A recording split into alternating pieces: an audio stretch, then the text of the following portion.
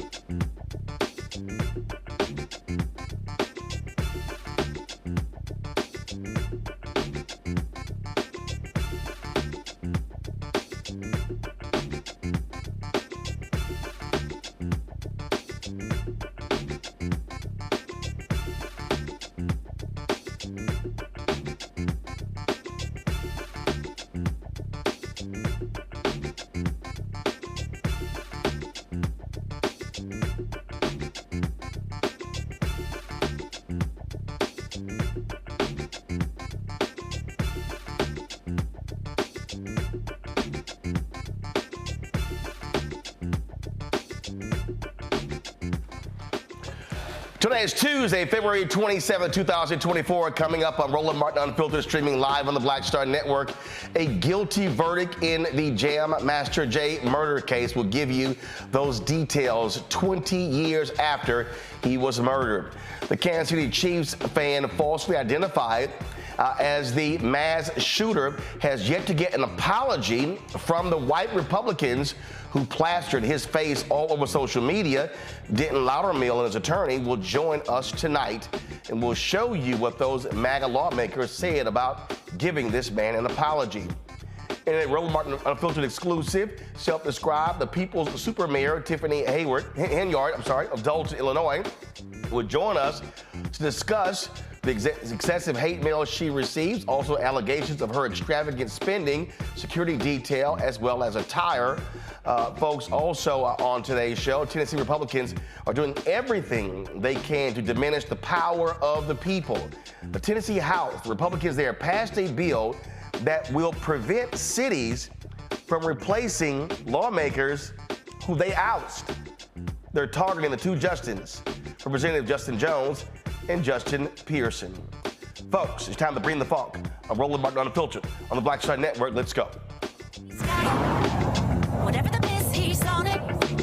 Whatever it is, he's got the scoop, the fact, the find. And when it breaks, he's right on time and it's rolling. Best believe he's knowing. Putting it down from sports to news to politics. With entertainment just for kicks, It's on go, roll, roll, y'all. It's rolling Martin, yeah. Rolling with rolling now. He's funk, he's fresh, he's real, the best, you know he's rolling Martin now.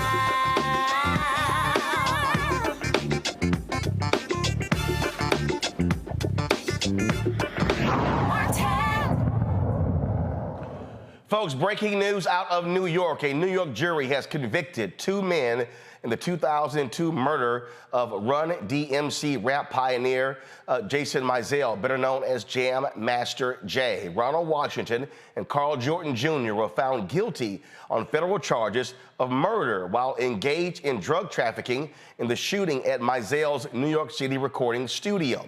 Washington was a childhood friend, and Jordan was Mizell's godson. They grew up in the same Queens neighborhood. The duo faces a maximum sentence of life in prison and a mandatory minimum of at least 20 years in prison. In May, a third defendant, Jay Bryant, was also indicted in the murder and is due to face a separate trial in 2026. I want to go to one of my panel members, John Quell Neal, attorney out of Atlanta. John Quell, first of all, the interesting thing about this particular case here, it was 22 years after the fact. There were actual witnesses there. Many of them were afraid to come forward because they feared for their life as well. And so this is not one of those cases where you didn't have a weapon, you didn't have witnesses. They were actually present. They just simply took all of these years to identify these two shooters. Yes, and that's what you can expect in a case like this, right? When you have eyewitnesses that when you're dealing with drug dealers, gangbangers that have reputations for doing harm in the community, you're going to have witnesses that are going to be uncooperative. And frankly, it is no stranger to the district attorney's office as a former prosecutor for them to try a case of this age. It's of course, you have the stale of evidence. However, there was tons of evidence in this case. I mean, this is a case where you got eyewitness testimony. One of them at least made an admission to a girlfriend. And what others who watched the trial would know is that the gunshot wound to Jam Master Jay, they are able to tell that was in close and range. There's something known as soot and stippling that if someone is shot at point blank range, they can tell that based on the physical evidence. And if what physical evidence they had matched the evidence that was presented or testimony from these witnesses, then they were able to get a conviction all these years later. I mean, obviously, justice for the family. And you know, this just one of those stories that shocked so many people. But also, people have to remember there's no statute of limitations when it comes to murder. No, there is not. There is no statute of limitations. And frankly, it took them a while to bring them to justice. But just because justice is slow, I mean, we still got justice at the end of the day. And hopefully Jam Master Jay's family receives some closure after the jury's verdict. Indeed, indeed. All right, folks, let's go to our next story. Yesterday, there was a funeral of the woman who was shot and killed at the Kansas City Chiefs Super Bowl parade. Yet, what you still see happening, though, is one individual who was accused of being the shooter who still is seeking justice. Ditton Loudermill. Folks, his face and name was plastered all over social media because you had individuals who were declaring that he was involved. They also called him an illegal alien. I mean, this thing went on and on and on, and there were a number of Republican lawmakers who were involved in this, posting this stuff on social media. Loudermill now is dodging death threats and trying to repair his reputation that others have tarnished, and they won't apologize. When Missouri State Senator Rick Bratton was questioned about it, if he owed Denton an apology, he said this. Hey, Tim, do you think you should apologize to Denton Loudermill, that guy that you accused of being a mass shooter? I think he wants to left it up for 4 days. Hold on, folks, 1 second. Never... Okay, hold on. So that's the video of Tennessee State. This is from Missouri. He says, I'm not even commenting on that. That's not even part of the discussion. There's nothing that I even see even worth that. So we've done nothing, and you know I have no comment. Now, Tennessee Congressman Tim Burchett, he let the lie about Denton left on social media for 4 days, even though numerous people were telling him to take it down. This is what he said when he was asked about issuing an apology. Hey, Tim, do you think you should apologize to Denton Loudermill, that guy that you accused of being a mass shooter? I think he wants to left it up for 4 days, Tim, and never apologized to the guy. Why didn't you apologize to that guy? It's such an easy thing to do. Just apologize to the man. You know, your mother told me, allegedly, that you were the second biggest disappointment in her life. That's literally his response. Joining us right now is Denton Loudermill and his attorney, Lorana Lassiter Saunders from Overland Park, Kansas. Glad to have both of you here. I'll start with you, Denton. Walk folks through what your life has been like since this shooting took place. And again, you were seen there in cuffs. People are putting your face and name saying, here is the mass shooter that screwed up this whole parade, that shot, that killed one person and wounded 20 others. I think you're on mute. Excuse me? There we go. Now we can hear you. Go ahead. Like, okay, right now my life is like a living hell because everyone knows me now, and I'm getting people asking me different weird questions and running the opposite way of me. And I really don't get on social media much, but my daughters and my other family members read the threats and stuff that I'm getting and the hate that I'm getting. But I just want everyone to know that's on social media. I had nothing to do with anything. I mean, you're simply attending a parade along with thousands of others. A shooting breaks out. And then you're now having to deal with folks, again, plastering your name. And what's crazy here is that these individuals were told, take this stuff down, and they refused to do so. Yes, well, on that situation, I think that they should be held accountable for what they did, and I think I really deserve an apology because he put my life in, like, serious danger. You know, like, it's hard for me to sleep sometimes because I'm thinking about it and I'm thinking about my family, but I just want my name cleared, and I want everybody to know I had nothing to do with anything. This obviously has to be difficult. Have you had to move or get to change phone numbers? What have you had to do? How has your life changed physically since all this took place? Right now, at the moment, I don't want to speak on that situation. I'd rather let my attorney talk on that situation, but I just don't want to say nothing about that situation. Lorana, go ahead. Yes, sir. First of all, thank you for having us on here, and thank you for helping us spread the truth, because the lies have taken off, and we're trying to play catch up, especially when you have congressmen and senators leading the attack. Mr. Denton, he is concerned about his family. He has young adult and teenage daughters. And so we have to be concerned about their safety. We have to be concerned about their mental health. You know how kids are, teenagers are, they're getting harassed, comments about their father being a murderer. So it's going to take a lot to clear his name or repair his name. And even though we've asked several times for the images to be taken down, you have Congressman Tim. He took his down and then reposted it and said, this shooter, he's not illegal. So that didn't help at all. Not only did you not take it down properly, but then you still insinuated that he was the shooter. So we just need to clear up. He wasn't the shooter. He didn't know the shooters. A lot of times people want to try to associate it like, well, he must have did something. He did exactly what 500,000 other people did. He had several drinks at a Chiefs parade. He was moving too slow. They detained him. And when he was in handcuffs, those pictures went viral. That is all he did. It's not illegal. He's not a criminal. And so we really just need help spreading the truth and then asking people, accept the truth. Don't try to go dig in his background like, well, he must have did something. No, accept the truth. You ran with the lie. Now apologize. What recourse do you have? I mean, clearly they don't want to even apologize. Can you sue them? Will you sue them? We can absolutely sue them. We are putting together a stellar legal team. And they're making our jobs easy, really. Anytime you have a post stay online for 4 days and then you repost it as a retraction, you're making our jobs pretty easy. So the liability, the defamation is not even a question. It's more the human decency of why wouldn't you apologize? If it was misinformation and there was no ill intent, it seems like a responsible adult. What we would expect our leaders to do is just own it. Hey, I was given misinformation. I'm sorry this happened to you. Just something simple like that.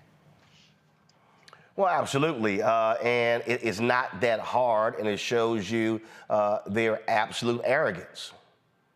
Exactly.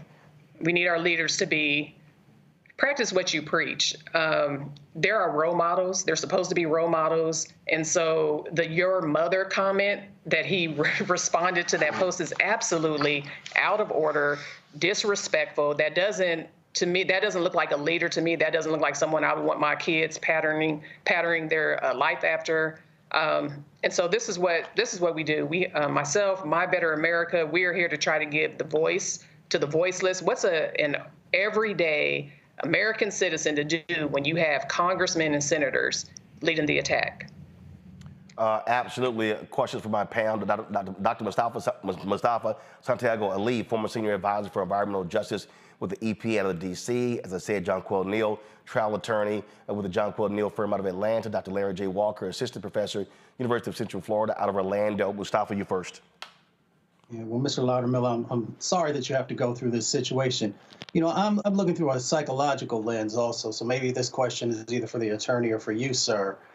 Many individuals who go through these types of situations also have to deal with PTSD, post-traumatic stress disorder. So I'm curious, based upon some of the things you shared, do you feel that that's also a part of some of the things that you're currently dealing with? I'll let my attorney handle that, but I've been taking some steps, but from there, I'll let her handle what's going on from here. So the response, and we're not trying to not comment, it's just that there is going to be some legal action and there's going to be a lot of people being held accountable, and we don't necessarily want them to know where we're coming from. So the mental health, the distress, the emotional distress, all of the damages, you take that and multiply it by 100,000, because that's how many times Congressman's post was shared in one day. And so he's processing. It's easier said than done. It's easy to, for people to just say, move on, or, oh, that's old news. It's not old news. He's living with this every day. Every day. Some people are just now becoming aware of the situation. When you Google 5 years from now, somebody's still going to have his face out there. So this is not going to be a simple fix, and it's something he's going to be dealing with for years to come. John Quill? Yes, I mean, essentially, what the state representatives have, their behavior is a violation of the public trust with the dissemination of misinformation in this specific case. What I will ask also is with the police department, right? In order for them to detain someone, there has to be a reasonable, articulable suspicion, right, that they're likely to commit a crime or have committed a crime. It's my understanding that the people involved in this case were teenagers, right, or very young individuals, which he doesn't fit the description, not even close. He fits the description of someone that would be a parent in this case. And so from what I read, it appears that as it relates to, he was detained for allegedly moving too slow away from the crime scene. But how and what actions are going to be taken to hold the police accountable for this illegal detention that we have going on here? Thank you for that question. That's an excellent question. My Better America is a nonprofit that is built on trying to hold law enforcement and those in authority making those type of decisions, holding them accountable. And so we really haven't even had a chance to address the law enforcement, the detention piece, because of the senators and the congressmen fanning the flames. But we do intend to address that. We have reached out to the mayor of Kansas City, the chief of police, and we haven't heard anything back, which doesn't surprise me because I don't know how you detain someone for moving too slowly. I don't know how you detain someone for having several drinks at a Chiefs parade. And so you asked a very good question, and it's not over.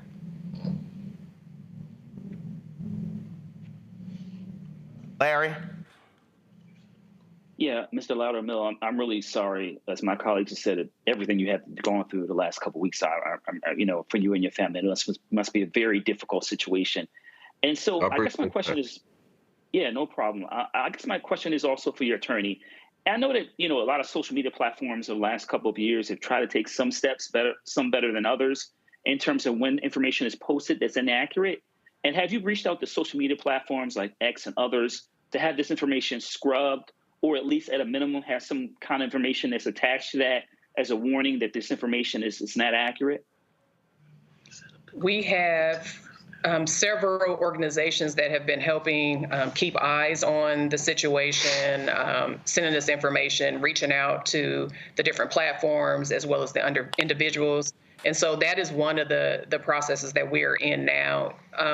I know X has done a decent job of flagging or contacting people that have given misinformation. For instance, the person that associated the name Sahil Omar, this prankster, or the name that's been used in several instances, they've been in contact with this person and they made the person take the post down. So it's a huge area, and there's not a lot of movement in there, but there has been some. And this is just an example of when reality hasn't caught up with technology yet. So yes, we are definitely, we have that on the list too, of all the things that we need to do to help repair Mr. Denton's name. Holding the platforms accountable is one as well. All right, then. We'll certainly keep us abreast of what happens next. We appreciate both of you joining us. Thank you. All right, folks. Got to go to a break. We come back. Lots to talk about, including an exclusive interview with the mayor of a town in South Chicago suburbs, who has been criticized for her spending.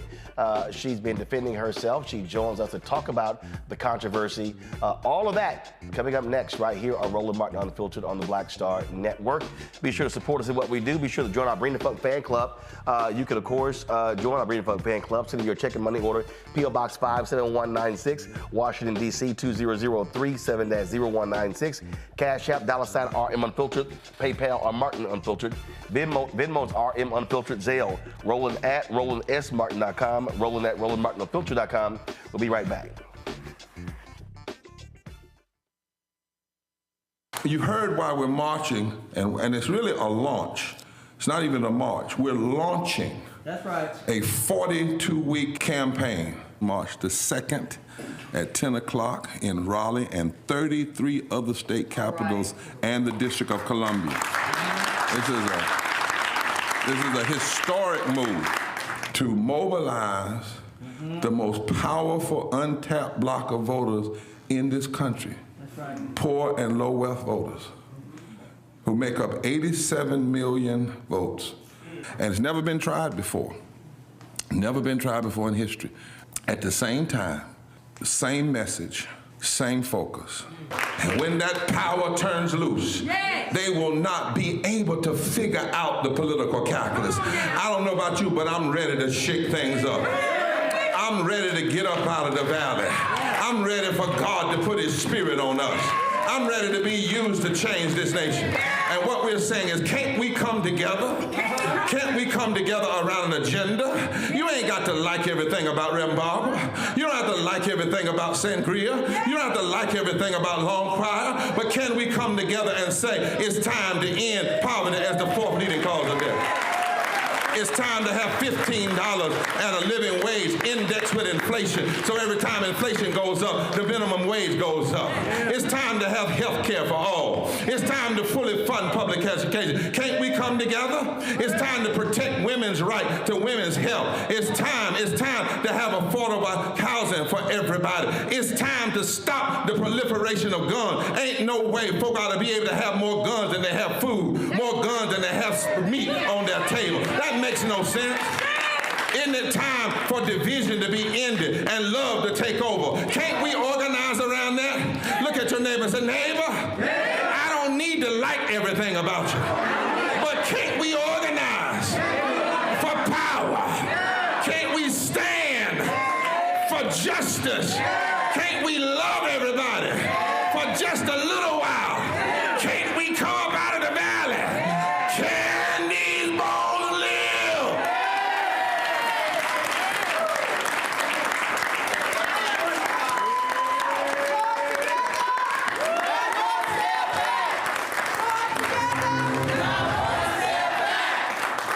I'm Deborah Owens, America's Wealth Coach and host of Get Wealthy. Let me hit you with a few numbers. African Americans spend 9 times the amount on ethnic beauty products and yet only own 1% of the beauty supply stores.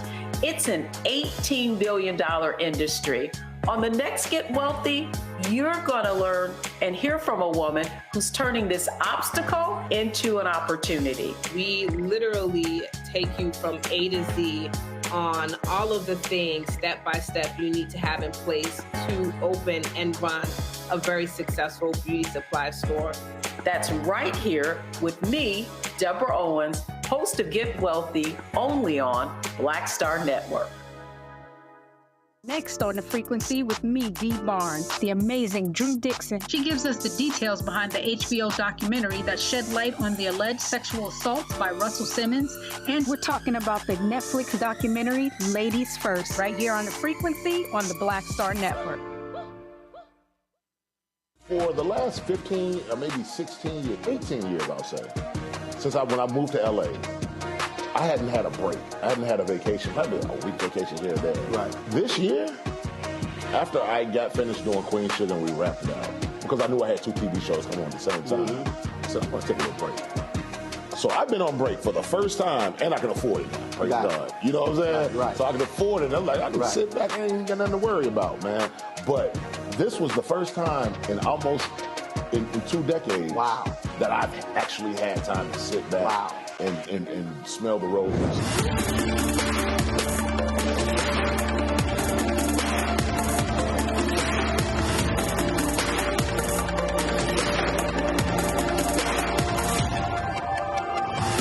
On the next, A Balanced Life with me, Dr. Jackie. What does it mean to actually have balance in your life? Why is it important and how do you get there? A masterclass on the art of balance. It could change your life. Find the harmony of your life.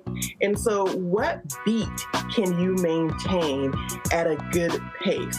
What cadence can keep you running that marathon? Because we know we're going to have high levels, we're going to have low levels, but where can you find that flow, that harmonious pace? That's all next on A Balanced Life on Black Star Network. What's up, everybody? It's your girl, Latasha from the A. And you're watching Roland Martin Unfiltered.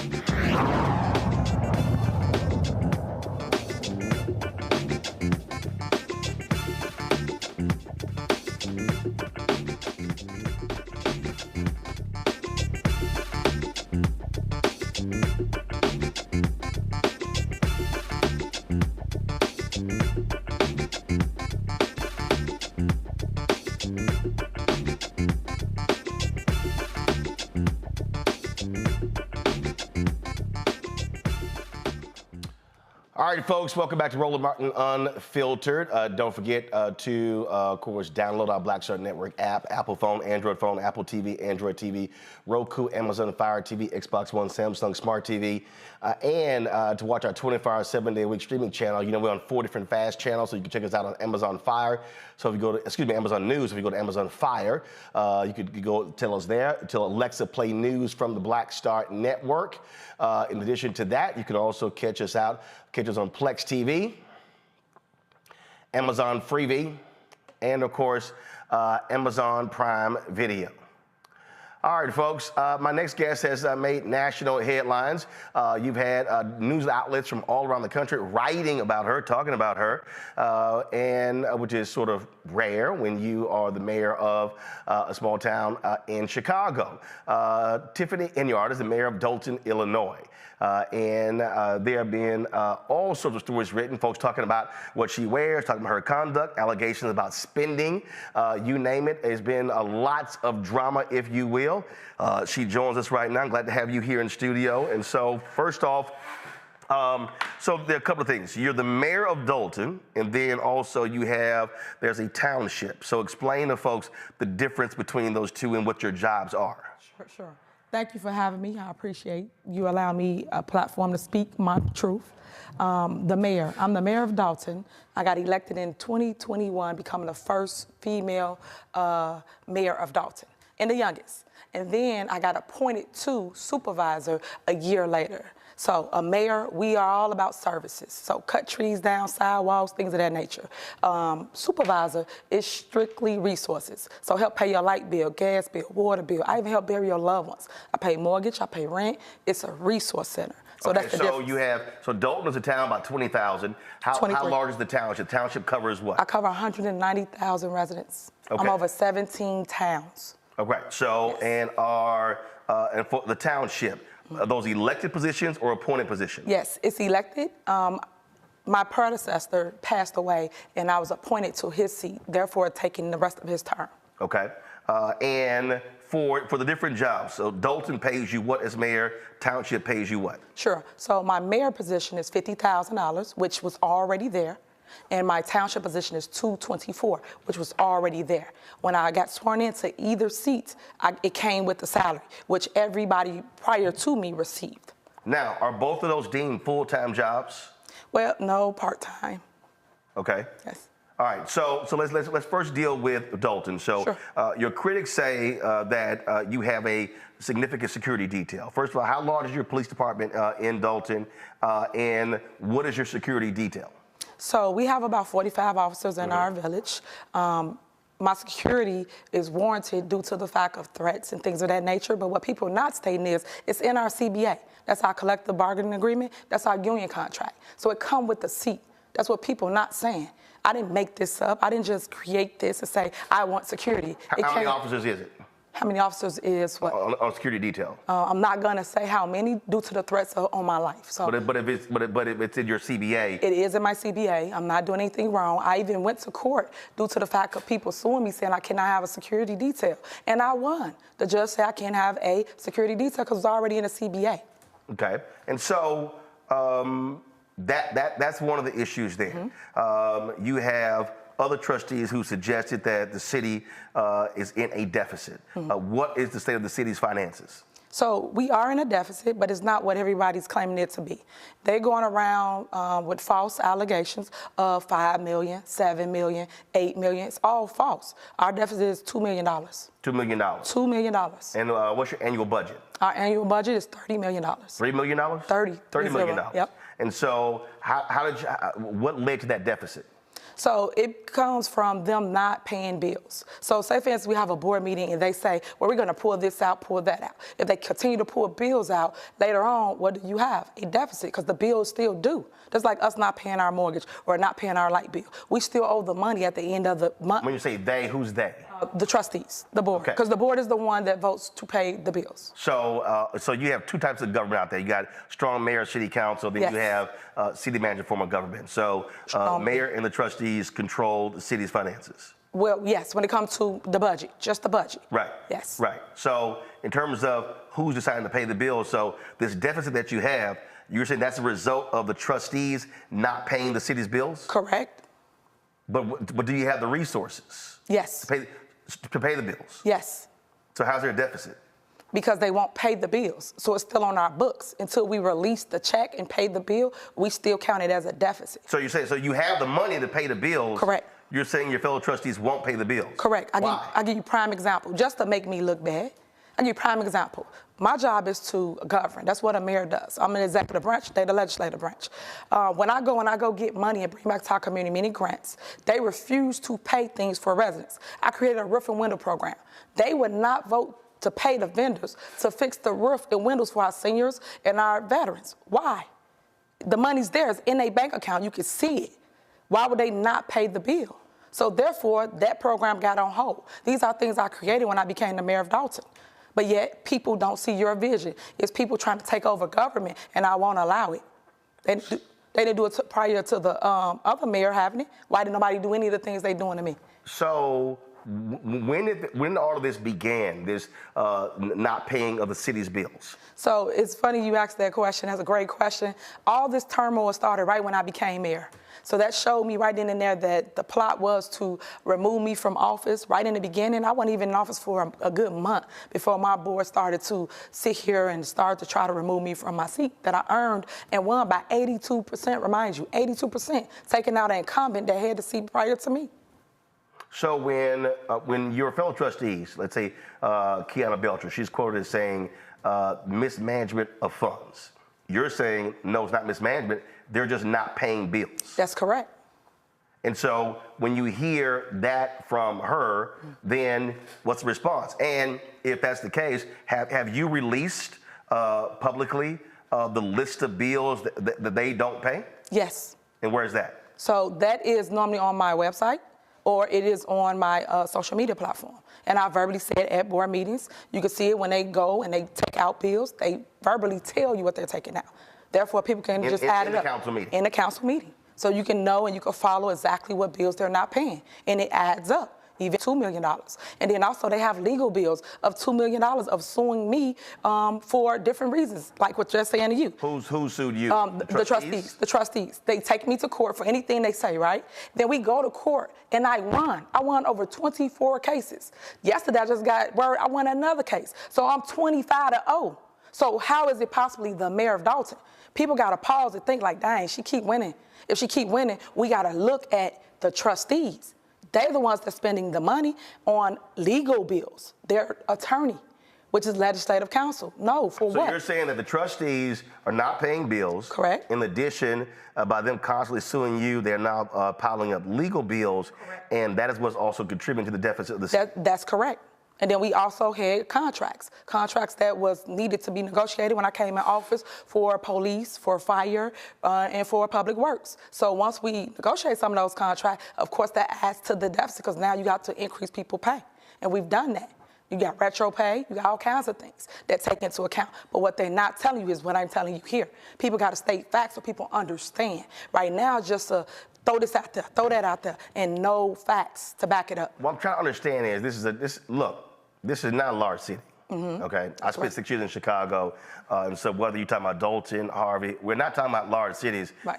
There's a whole lot of drama for a town of 20,000 people. I agree, but it's led by one person. Who? Their legislative counsel. He wanted to take me out of my seat. Who is that? That is Bert Oderson. So you think all of this is because he wants to beat you? Yes, he wants the position of corporate counsel. Explain that. Corporate counsel is the one that run the day-to-day for a village. They're the one that sit next to the mayor at the board meetings, and they basically have all the lawsuits. So anybody that sues our village, he will be the person that go and defend it. So it's all about contract. It's all about a power grab. That's all it is. So is he he's a trustee? No. He's the trustees' legislative counsel. So they use him to fight against me. So I'll give you another example. They just had a secret squirrel meeting. What I mean by secret squirrel meeting, an illegal meeting they had at our park district. When they had our park district, When you say it's a legal meeting, why are you calling it a legal meeting? Because they cannot go and have a quorum. That's the open meeting violation of 4 people. They do that every time. So now they're trying to have their own separate government. When we have board meetings, it's the first of every month. Yeah, first Monday. First of all, official board meetings have to be posted. Correct. Have you filed any complaints with the state attorney general? Yes.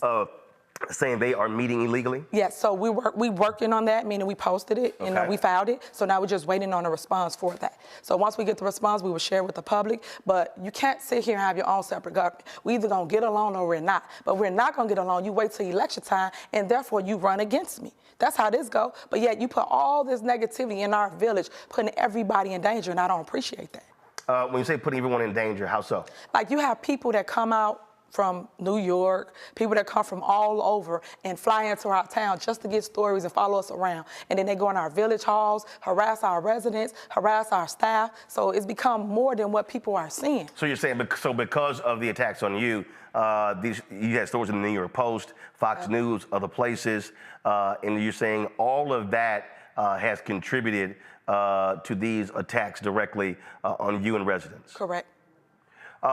You've been, talk about the threats that you've had to deal with. Oh, wow. Tons of threats. It's in email, it's in text form, it's on voicemail. People come to our village and threaten us.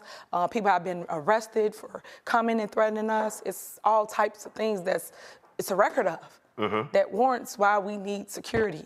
And it's sad because people got to understand, I am a single black parent with a daughter, 4-year-old, that go in and out of my house. You got people pulling up, taking pictures. You even got that trustee, that Kiana Belcher, came to my house, took pictures of my house, and then spreaded it out, gave it to everybody, causing me and my family to be in much danger.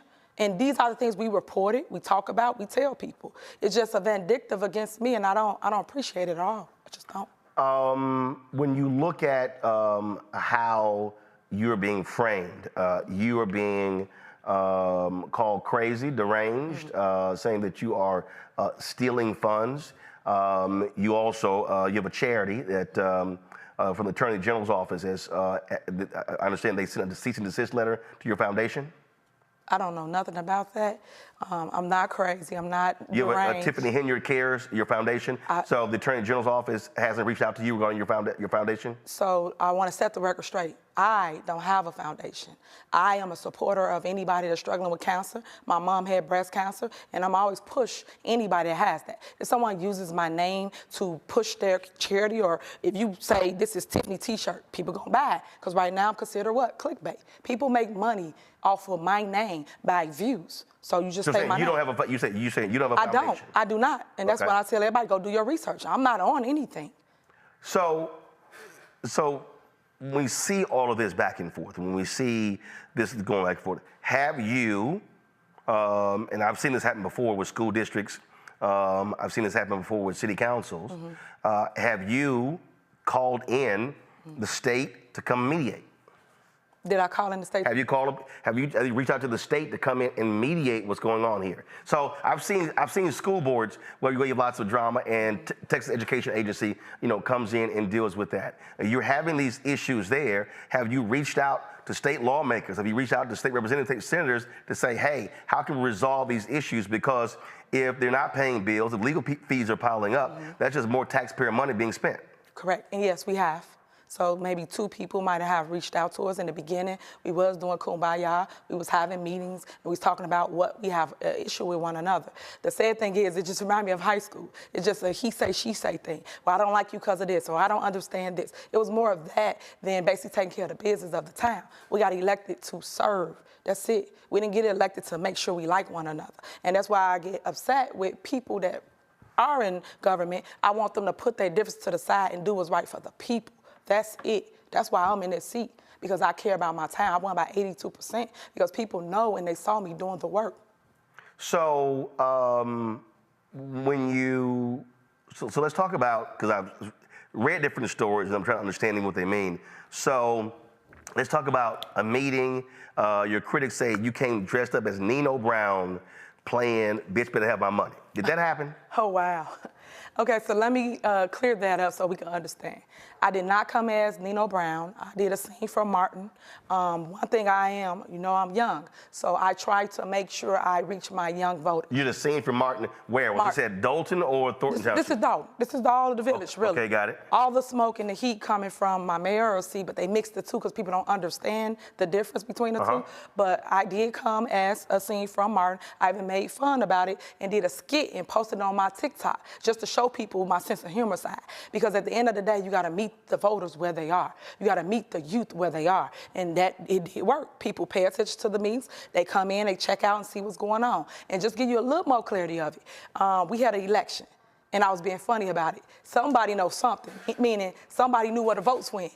During the election, the night of the election, we won, meaning one of our candidates. And then come like a week or two later, all of a sudden the votes disappeared. So somebody took all the votes through mail-in ballots. So I went in and I was like, somebody knows something. That's all it was. And it was before my meeting, not during my meeting.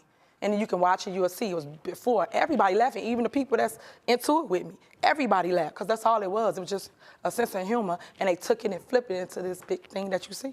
So if that's the case, then are you looking at making adjustments in terms of how you operate, how you govern, because they're criticizing that. They're criticizing you putting up billboards. I mean, literally, they're criticizing attire, you name it. Yeah.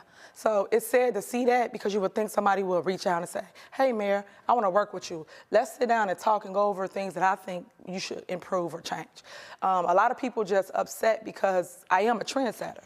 I am a trailblazer. I am showing people what they should have done with the seats, with an S, before I took over. And as you know, I want to do the work. So I ask the lawyers what I can and what I cannot do. And when they tell me what I can do, I go and I execute. There's nothing wrong with billboards, because they are what? Providing service. If it was something so wrong with billboards, people wouldn't have cut our phone lines. I'll give you an example of other things we're dealing with. They cut our phone lines over at my supervisor position, because that's what we put the billboards up. It's talking about service. Talking about they cut our phone lines. Who's that? They cut our phone lines. It was the college, South Suburban College. Okay. And they went ahead and service in over 30 years, never been cut. But the minute I put up a billboard, the line get cut. So now when people call the phone number, how do you get services? So now you get people complaining, saying the number don't work, you got all these issues, things like that. But these are the things I'm dealing with that people don't know, the public don't see, and you don't never hear me talk about it. I just go through the motions and just deal with it. But it actually has been working. All our numbers are up by 3-4 times in every department, especially the food department. When you say our numbers are up, what numbers? The numbers, so for instance, I'll give you an example. So our food pantry, we used to feed maybe 100, 150 people a day. We now feed 500 people a day. So when people talk, they should go research the numbers of back then and then research my numbers and compare. I'm putting that together just so I can show the public, because now it's all about showing people that everybody been lying this entire time doing a smear campaign. So now I'm going to show them, and then now you judge. Because y'all all judging, meaning people out there are judging off of hearsay, false allegations, and not facts. Get facts first, and then make your judgment. Take me through what took place with the change in pay for the Thornton position. Yeah, what your critics say is you led an effort to cut the salary if you don't get re-elected, but the salary stays the same if you are re-elected. And see, that's again what I mean by research and what I say, the media and everybody doing the smear campaign. It's an ordinance already on the books. They didn't tell you that, right? No, what's the ordinance? The ordinance is on the books. My predecessor, he created that ordinance, and it's already there. That if he was to run or not run, that the salary drops. It's already there. Okay, so you're saying prior to you coming there, that was that his decision, or was that the Thornton Township trustees' decision? Well, it's them as a group, because they have to vote on it. It's right. Ordinance form, so yes, it was everybody's decision. So you're saying that predated you? Yes, and it's there. I have the proof for it. Yes. Okay, so the salary is currently what? For myself, $224. So when there's the next election, then if the current supervisor is not reelected, then it drops to what? 25. Do you know what the rationale was for that?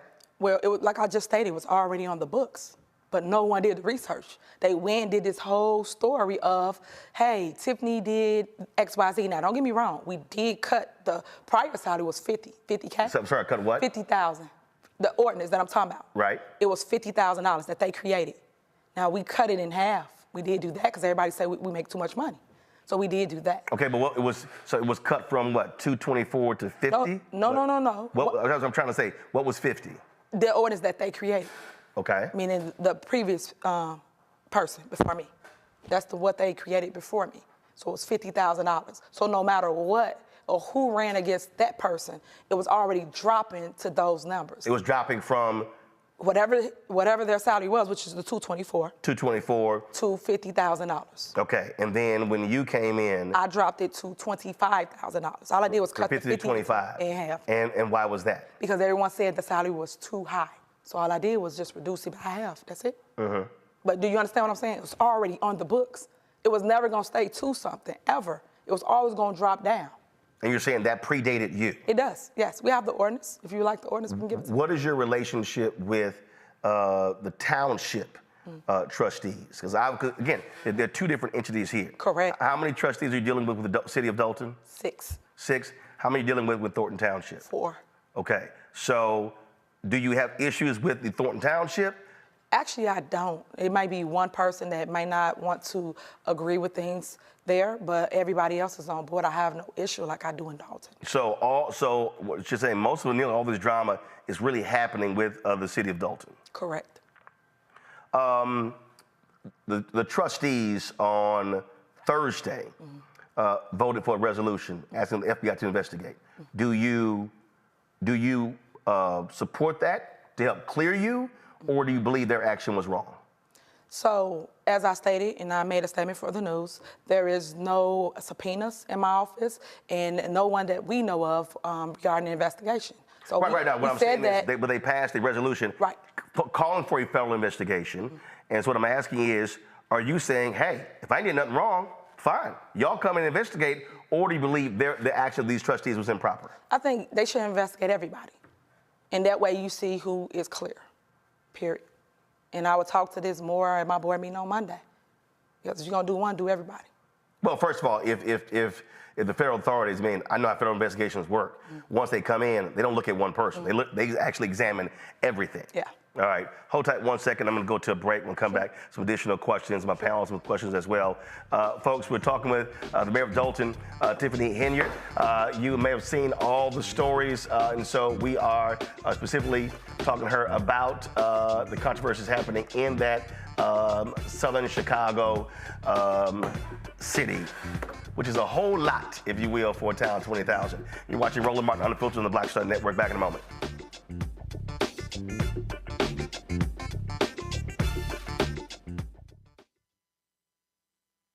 Check this out. Joe Biden and Kamala Harris are investing a record $7 billion into HBCUs. Billions for campus improvements, grants, and debt relief. Billions more for HBCUs. Endless possibilities for us. Grow your business or career with Grow with Google's wide range of online courses, digital training, and tools. Gain in-demand job skills with flexible online training programs designed to put you on the fast track to jobs in high-growth fields. No experience is necessary. Learn at your own pace. Complete the online certificate program on your own terms. Stand out to employers, get on a path to in-demand jobs, and connect with top employers who are currently hiring. Take one professional career certificate program or all 6.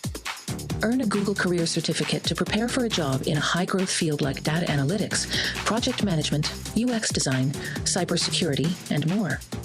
All professional career certificate programs must be completed by December 31st, 2024. Scan the QR code to complete the application. There are 1,000 scholarships available. Grow with Google and J. Hood and Associates.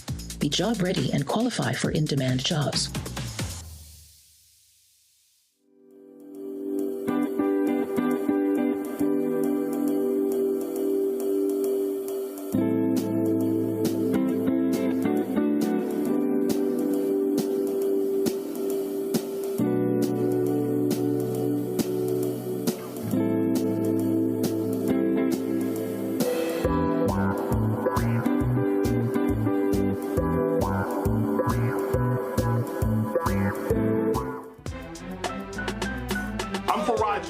Live from LA. And this is The Culture. The Culture is a two-way conversation. You and me. We talk about the stories, politics, the good, the bad, and the downright ugly. So join our community every day at 3 p.m. Eastern and let your voice be heard. Hey, we're all in this together. So let's talk about it and see what kind of trouble we can get into. It's The Culture. Weekdays at 3, only on the Black Star Network. Hello, I'm Paula J. Parker. Truly proud on the Proud Family, louder and prouder on Disney+. And you're watching Roland Martin, Unfiltered.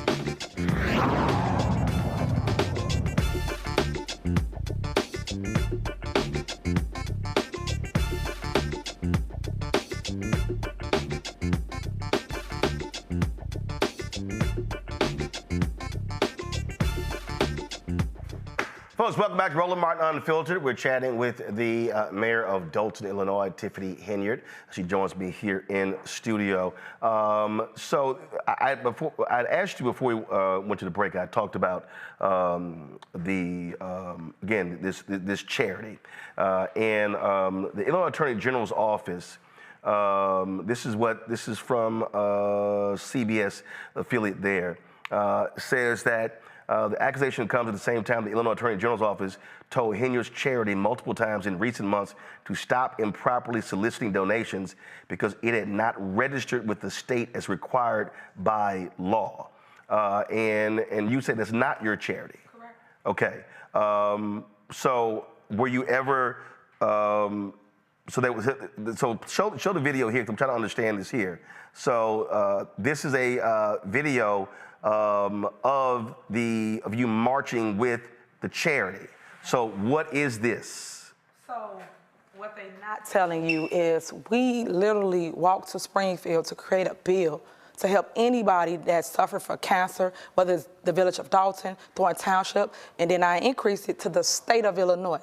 And that bill will help people by giving them $10,000. And that's a bill that we actually are initiating, and we're still working on it. When I went through the Republican states, the Republican areas, we didn't have any issue. Everybody was on board because everybody is suffering from cancer or knows someone that passed or is actually going through it. So that was the whole purpose of the walk, to basically bring awareness and bring people together. That's what the whole purpose of it is. But if you had, so there were folks with signs saying Tiffany Henyard Cares Foundation. Who was that? What do you mean? It's everybody. Everybody was there. No. What I'm saying is, what is the Tiffany Henyard Cares Foundation? You said it's not affiliated with you at all. Correct. Well, what is it? So someone made up a foundation. They named it after me, and they like my work that I do in the community, and it's called Tiffany Henyard Cares. So we all went. But they weren't registered. Have you contacted them and told them you can't use my name improperly? Well, my lawyer's handling a lot of that stuff, so all I can tell you is that I'm not the one on anything. That's the only thing I can tell you right now. So I'm just trying to answer to the. So you're saying there's a foundation that's not registered, but it has nothing to do with you? Correct. That's true. Okay. That's so you're not aware of any of the work that they've done, money that they've raised, anything along those lines? Correct. Okay.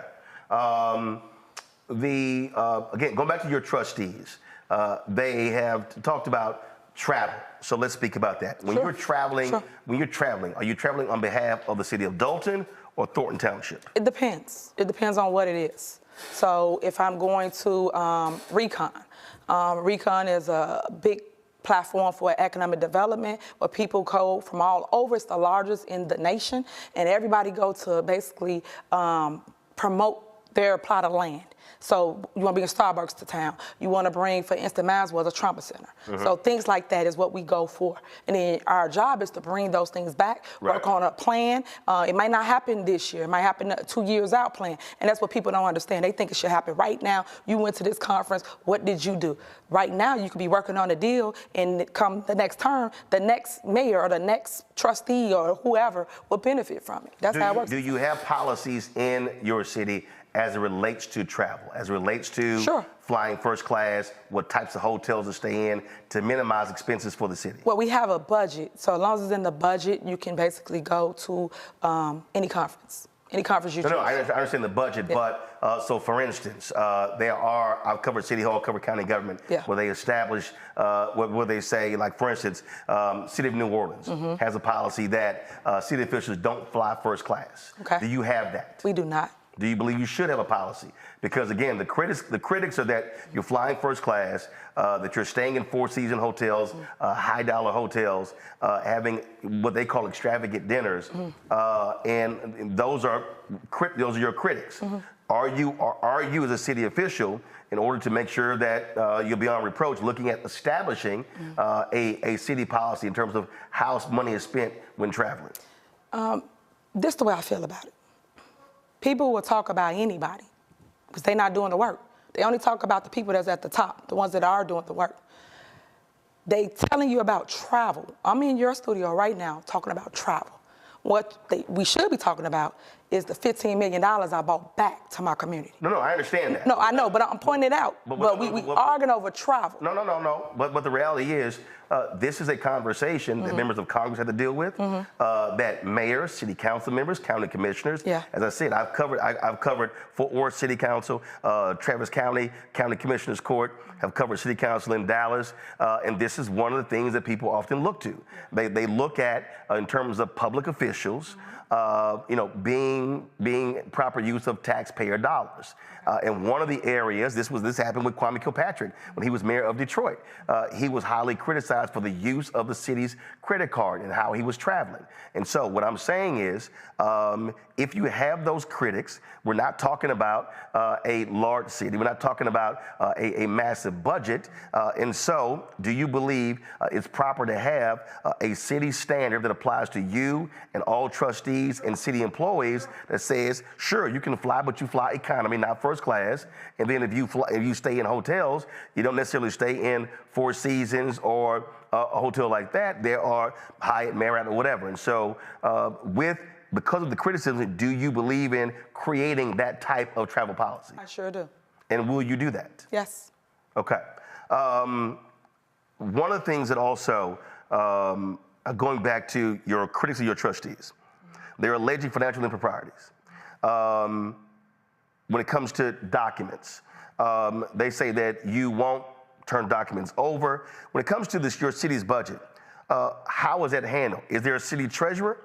Is there a city auditor? Normal operations in the city, there are people who handle those different things. And so when you're a trustee, they can make those requests and those documents are produced. How does it work in Dolton? Exactly what you just said. Every document we produce, every statement we give them.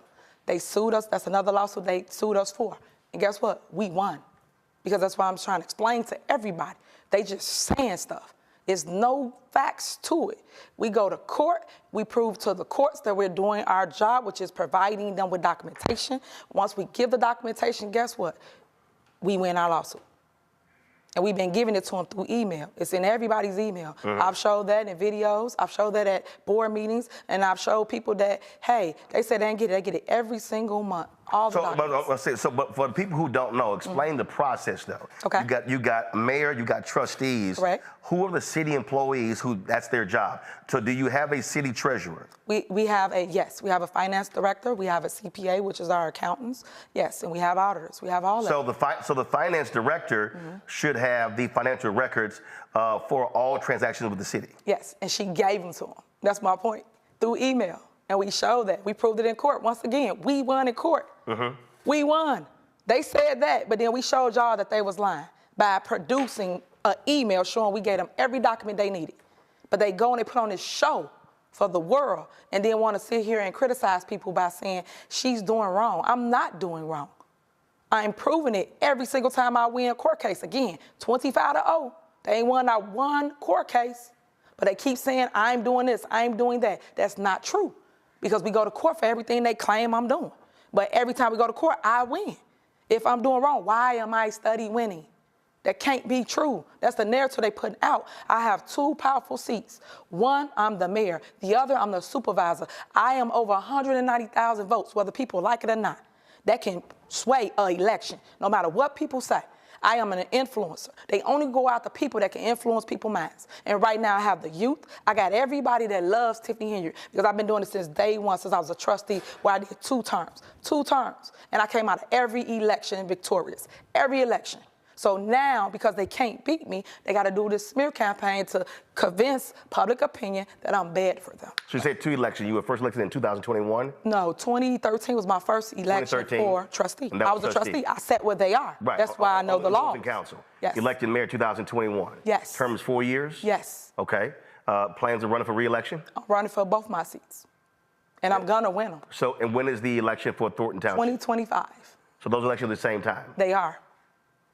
And folks who don't know, the township covers how many different? 17 cities. 17 cities. Which is governed by all men, which I am over. So you already see what all the problems I have. What you mean of the 17? I'm over 17. Of 17 towns in a township. Correct. 16 have male mayors. You're the only female. Correct. Okay. Go to my panel with questions. Larry, you first. Yeah, sure. Mayor, thank you for providing, answering Roland's questions and provide some clarification, because I heard about the story too, and I was intrigued when I realized that you were going to be on the show and have the opportunity to talk to him. And like I said, it was important to hear your response to some of these questions. So let's talk about, all politics is local. Let's talk about your constituents. And I know you just mentioned you're up for re-election next year. So have you done any polling about, well, first question, any polling related to how some of the, how this has impacted your, how your constituents view you as in both your positions, mayor and I guess overall as a supervisor? And then I guess my second question is, what specific policies have you implemented to address any concerns that some of the trustees have brought forth? You talked about cutting this, cutting the salary in half. What other steps have you taken to address any concerns that any trustees or any other constituents may have? Well, yes, we have done polls for my community, and believe it or not, a lot of people support me still, and that's the reason why they going hard. Right now, I love the fact that people are reading through the mess, and that's why I'm speaking on these platforms now, because I want to educate people and give them facts. I don't want people just make a decision off of feelings or emotions, And as it relates to policies, yes, I'm all about policies. That's one of the reasons why I'm trying to do the bill for cancer, because I know what it feels like to go through that and not have help. So when I go and I advocate for funds for whether it's my mayorship or whether it's the township, I make sure I keep the people in mind and I ask them what are their needs. And they tell me their needs, and then we go and we advocate for it. And thank you so much for all those that helped and supported it.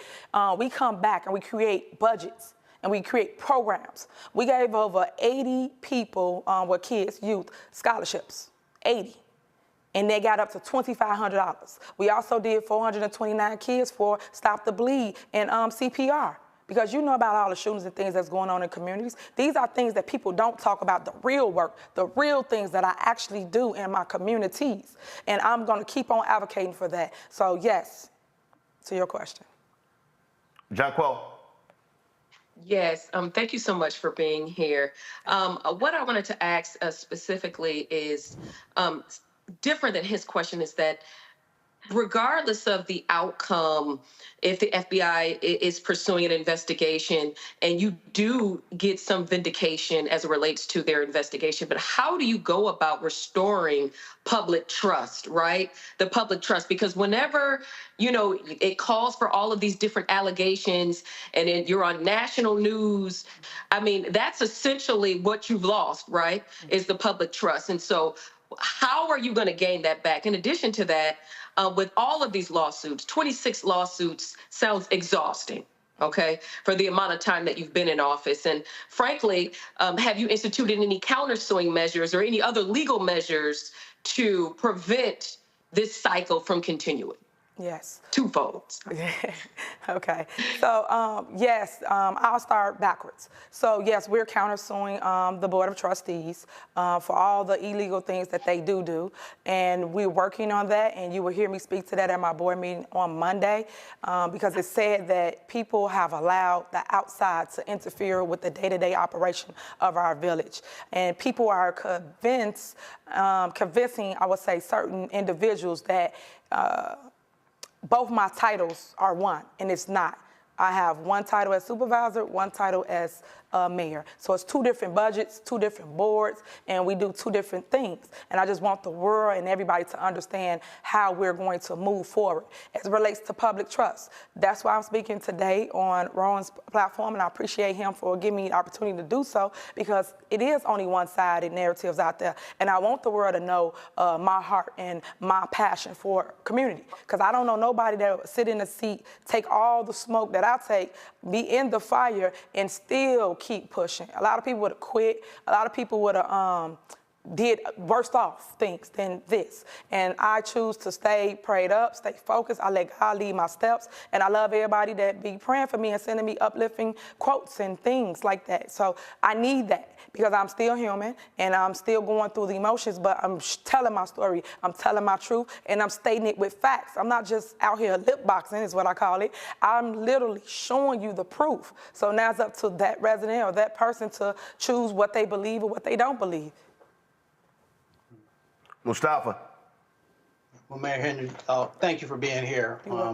Also, thank you for being a young mayor because we need more. Yes. You know, my question is, you've garnered a lot of wisdom probably through the trials and tribulations that you have went through to date.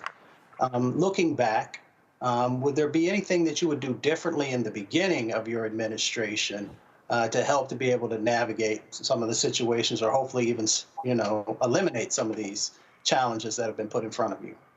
Yes, I will watch the people I choose to put on my ticket because you never know. People will play nice, act like they for you and your vision, run on that vision, and then get in and do the opposite of what we told the people. Our job is to make sure we deliver what we told the people we was going to do. If we said we're going to fix the town, improve the town, increase economic development, increase the police department, uplift areas, uplift morale, we should do that.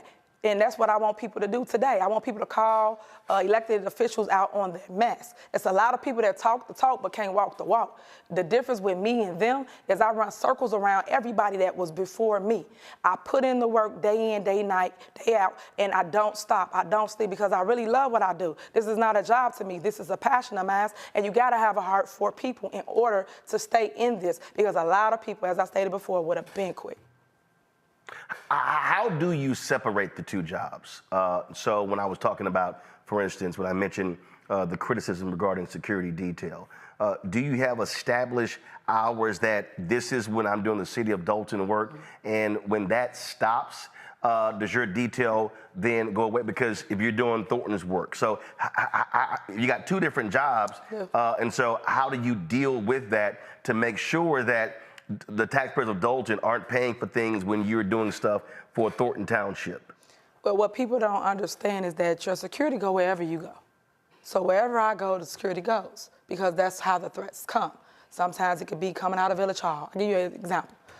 When we was trying to do Kumbaya, me and my board, this is when I first got in office, we had two individuals jump out the bushes on us, the bushes.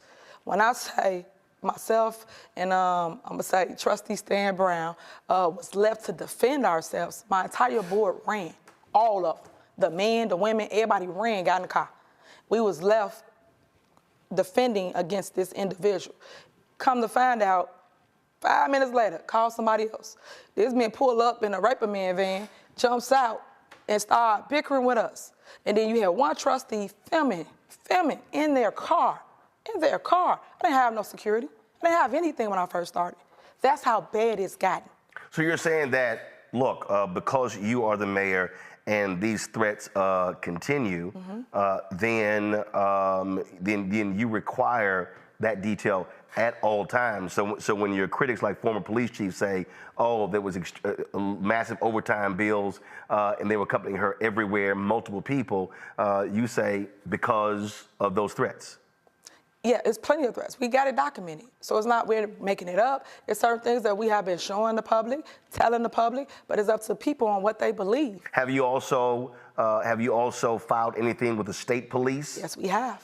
With several different agencies. We give them all the documents, which I think you have some of them, and we show them the threats. We show them the arrests. We have all kinds of things that go on that the public don't even know about as relates to threats to even staff. That's how bad it's gotten. People just pull up Village Hall and come in and threaten. What they do to anybody? They came to work for a job.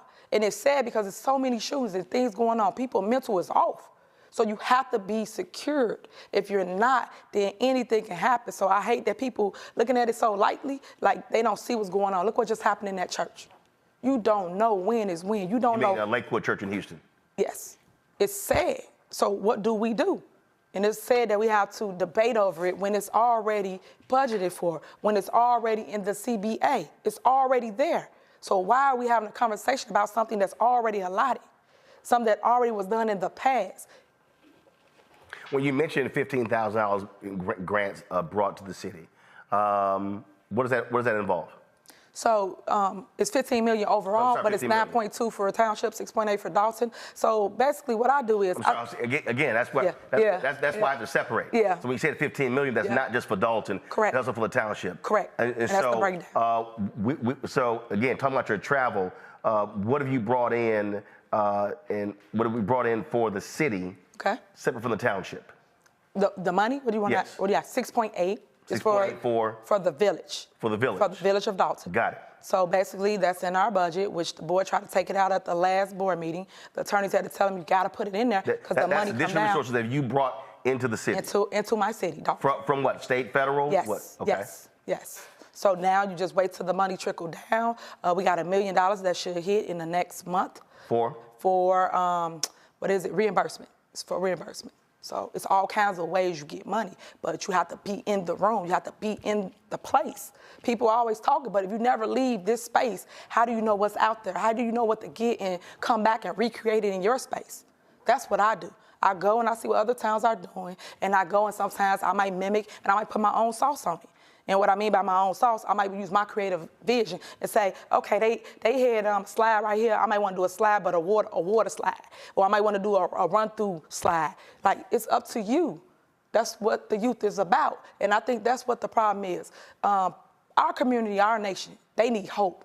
They need something to believe in. I am the beacon of light for the soft land.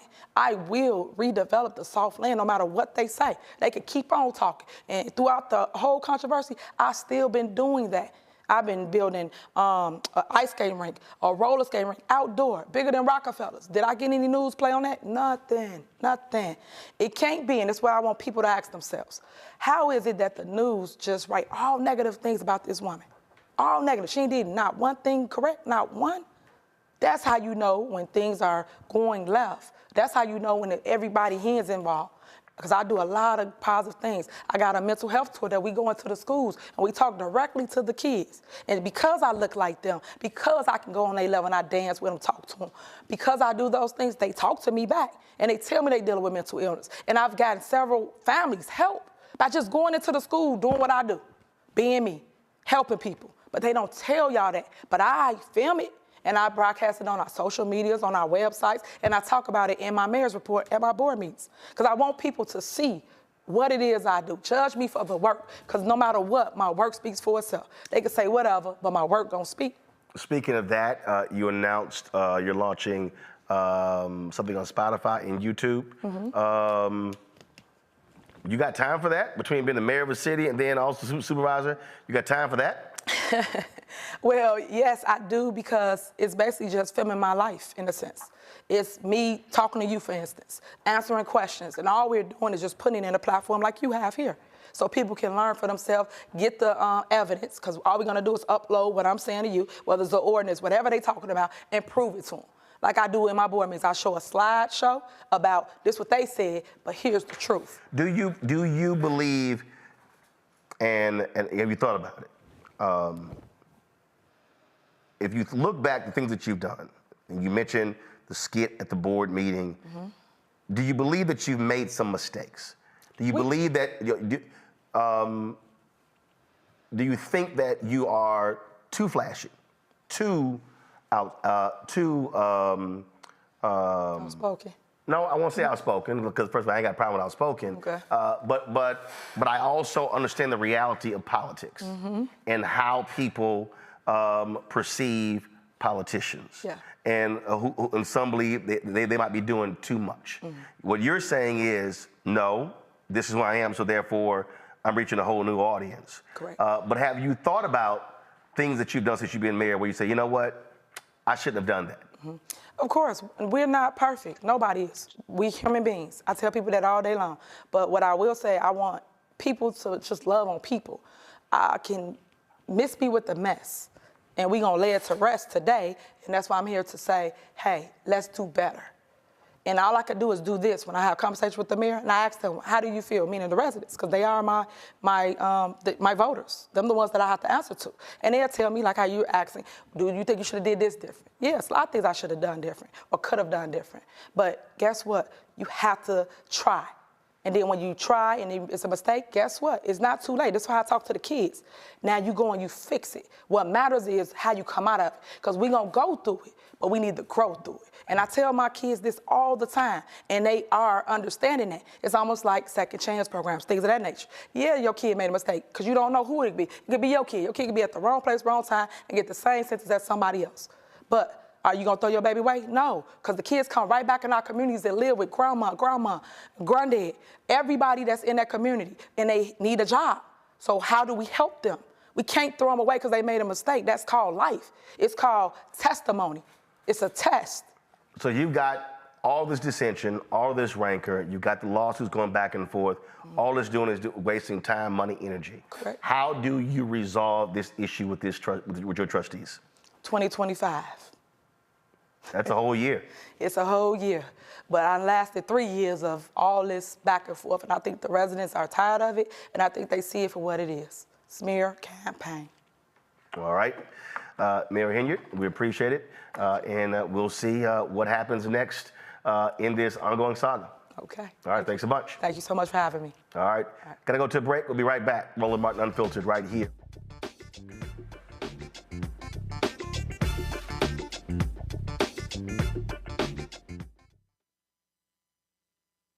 You heard why we're marching, and it's really a launch. It's not even a march. We're launching. That's right. A 42-week campaign, March the 2nd at 10 o'clock in Raleigh and 33 other state capitals and the District of Columbia. This is a historic move to mobilize the most powerful untapped block of voters in this country. That's right. Poor and low wealth voters who make up 87 million votes. And it's never been tried before. Never been tried before in history. At the same time, the same message, same focus. And when that power turns loose, they will not be able to figure out the political calculus. I don't know about you, but I'm ready to shake things up. I'm ready to get up out of the valley. I'm ready for God to put his spirit on us. I'm ready to be used to change this nation. And what we're saying is, can't we come together? Can't we come together around an agenda? You ain't got to like everything about Reverend Barber. You don't have to like everything about Sangria. You don't have to like everything about Long Choir. But can we come together and say, it's time to end poverty as the fourth leading cause of death? It's time to have $15 and a living wage indexed with inflation. So every time inflation goes up, the minimum wage goes up. It's time to have health care for all. It's time to fully fund public education. Can't we come together? It's time to protect women's right to women's health. It's time to have affordable housing for everybody. It's time to stop the proliferation of guns. Ain't no way folk ought to be able to have more guns than they have food, more guns than they have meat on their table. That makes no sense. Isn't it time for division to be ended and love to take over? Can't we organize around that? Look at your neighbor and say, neighbor, I don't need to like everything about you, but can't we organize for power? Can't we stand for justice? Can't we love everybody for just a little while? Can't we come up out of the valley? Can these bones live?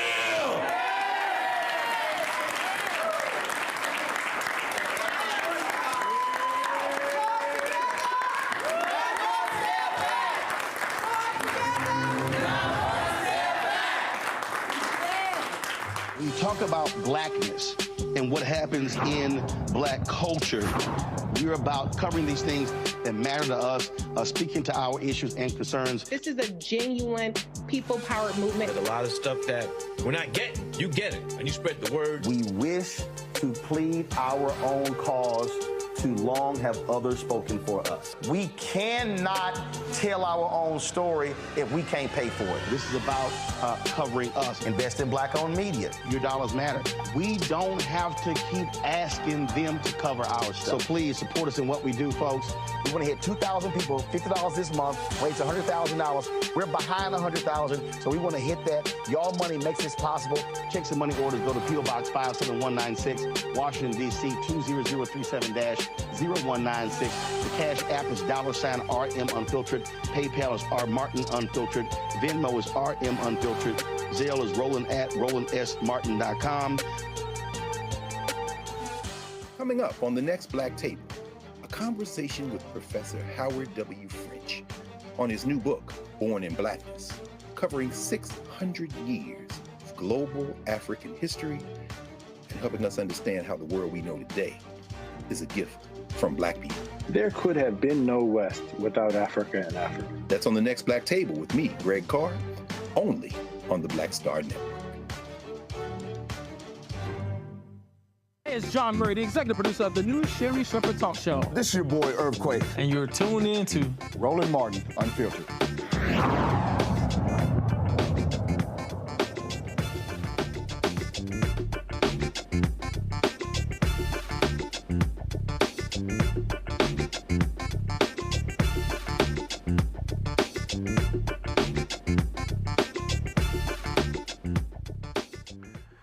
Jason House is a trustee of the city of Dolton. He joins us right now, Trustee House, glad to have you here. First and foremost, what is at the root of this dissension between these trustees and your mayor, Tiffany Henyard? Well, thank you very much, first and foremost, for having me. And I would say the root of the tension or the disagreements that we have is really just the board trying to ask for information that we are not receiving. And we're getting a lot of complaints from the community, the residents, the business community, and many things that the mayor will verbally tell you is being done. It's just not happening. Like what? Like what?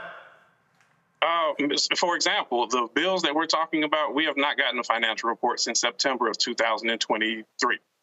So Okay. we're talking 4 or 5 months. That has not been given. Here's where I'm confused. Because again, I've covered city council, I've covered county government, okay? And that is, if you have city staff, and if the board of trustee votes for something, how are you not getting it from city staff? Who is controlling that? All the staff report directly to the mayor's office. And it's been documented by many former employees, and the village has many lawsuits pending right now because because if you do not follow the mayor's directive, then you will be disciplined. You'll be either yelled at, terminated, and that discipline extends to if you provide documentation to the board. Here's what I mean. Here's what I mean. If the trustees, look, majority rules. If the trustees vote, I mean, you just voted on a resolution for the FBI to come in. If the trustees vote ordering the city auditor or the city treasurer or the city finance director to turn over a financial report by a certain date, then that person is obligated to do so because the board has voted. So are you saying that has that been done and have those individuals defied the board of trustees? Absolutely. That has been done, and they are defying the board of trustees, and they're doing so at the mayor's instruction. The employees are, I believe they're good employees, and they want to do their job, and their job is the mayor is instructing them do not comply, and that's forcing them to violate the ordinance and the wishes of the board. What do you say when Mayor Henyard says y'all have taken her to court and she's won every time? That's been an exaggeration. There have not been 24 cases. The primary case that she referenced, talking about failure to provide documentation to the board, is still pending in court. That is going back into court early March. So that's one case. How many times have the trustees taken the mayor to court? We have about 5 cases. 3 are ongoing. 2 of them, to my knowledge, 2 of them she was successful. Okay. So the trustees have sued her on 5 separate occasions. Correct. Okay. When she says that the collective bargaining agreement states that security detail, that is a part of that, I take it you've seen that CBA? I have seen the CBA. And what does it say? The CBA does allow for a mayor to have reasonable security and does not allow for overtime to exhaust the village's budget.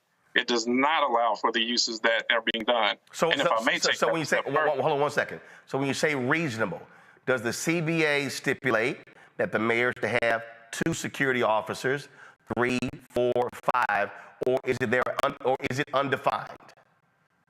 I did not see a definition. However, it does stipulate that overtime hours cannot be utilized, which is what's happening in this case.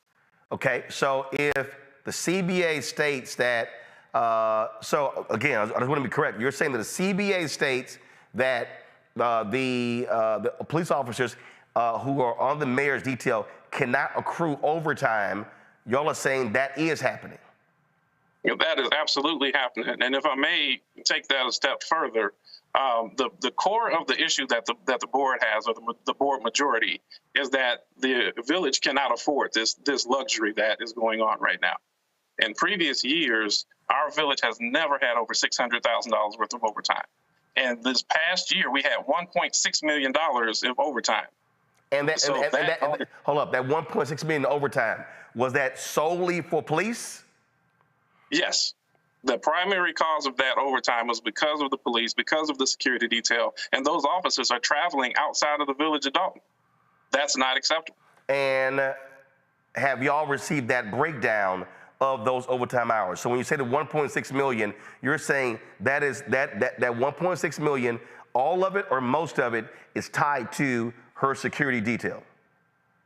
Most of it is tied to the security detail. As mentioned, we do not get the exact documentation that we ask for.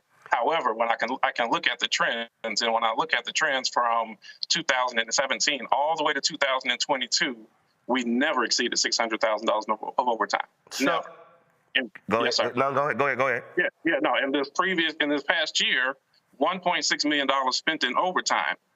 Following the trends, following the analysis and the logic, the $1 million had the only change in the department has been the security detail. That's it. So no additional police officers, no increase in the police force? Correct. No additional. Every year we put, just as we did this year, we added 10 additional officers into the budget because we know the importance of officers being on the street. We know the importance of trying to make sure we don't wear these officers out.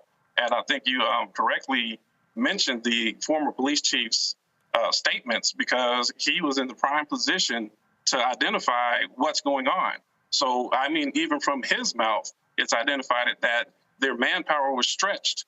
The village really is really having difficulties, and those officers work very, very hard. And it becomes even more critical when you're down manpower because the security details being used in ways that it shouldn't.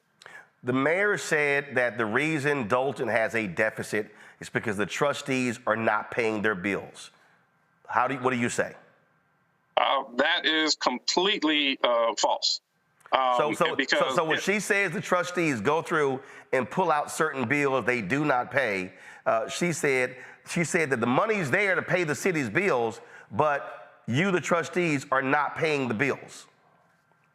And that is completely false. The money, and at every meeting we ask, is the money there? And the response will be yes. After the meeting is over with, I have more than 15 emails from vendors who will call me, vendors that have been approved. The most recent one that made news was the police cars getting ready to be repossessed. The board approved that May of 2023. 8 months later, we get messages that we're behind on payments, haven't done it. And then to make it even worse, I'll forward that to the administration. It's not for political fodder. We forward that to the administration seeking payment. We're told it's taken care of, and 1 week later, we get a demand letter for repossession of the vehicles. Those are the types of. Here's where this is just simply where I'm confused. What is the hierarchy of the city? I get strong mayor, city council. I get that. But who is the top city administrator? The village administrator is the one that should run the day-to-day operations of the village, and they are appointed directly by the mayor's office. Gotcha. Who is that? The village administrator's name is Keith Freeman. Okay, that's the village administrator, okay? Correct. Appointed by the mayor. But Correct. doesn't that person answer to the council? So when you're in a council meeting, and again, I've spent way too much time covering city councils. Do you not call him to the table and ask the series of questions in the council meeting? Currently, no. When they first came on board, we would do that. And ultimately, Dolton has become known for the banter and the back and forth. So because as a result of that, we try prior to the meetings to send emails. We try our conversations. But if we try to, in our meeting, trying to call the administrator or some other staff to the table, we are met with resistance and over-talking directly from the mayor. Okay, and then that becomes a sideshow that makes the village look bad. Okay, but again, what I'm trying to understand, and I'm coming from the perspective of somebody who has covered Fort Worth, Austin, Dallas, Houston, Chicago, city councils, county government, state legislature, Congress. This is a town of 20,000 people. All right? Yes, sir. So this ain't, I mean, no disrespect to Dolton. This is small. And what I'm trying to understand, if you have a city administrator and you got a council meeting coming up, how do the trustees not say, and I'm say, okay, on the agenda, city administrator so-and-so, are these bills being paid? Is this being handled? And he has to answer to that. If there are lawsuits, I've seen this happen before. Okay, they call the city lawyer in, and they ask them questions.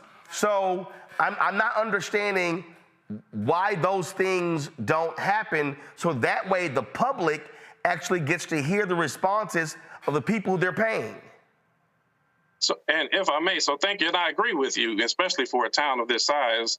It really shouldn't be this difficult.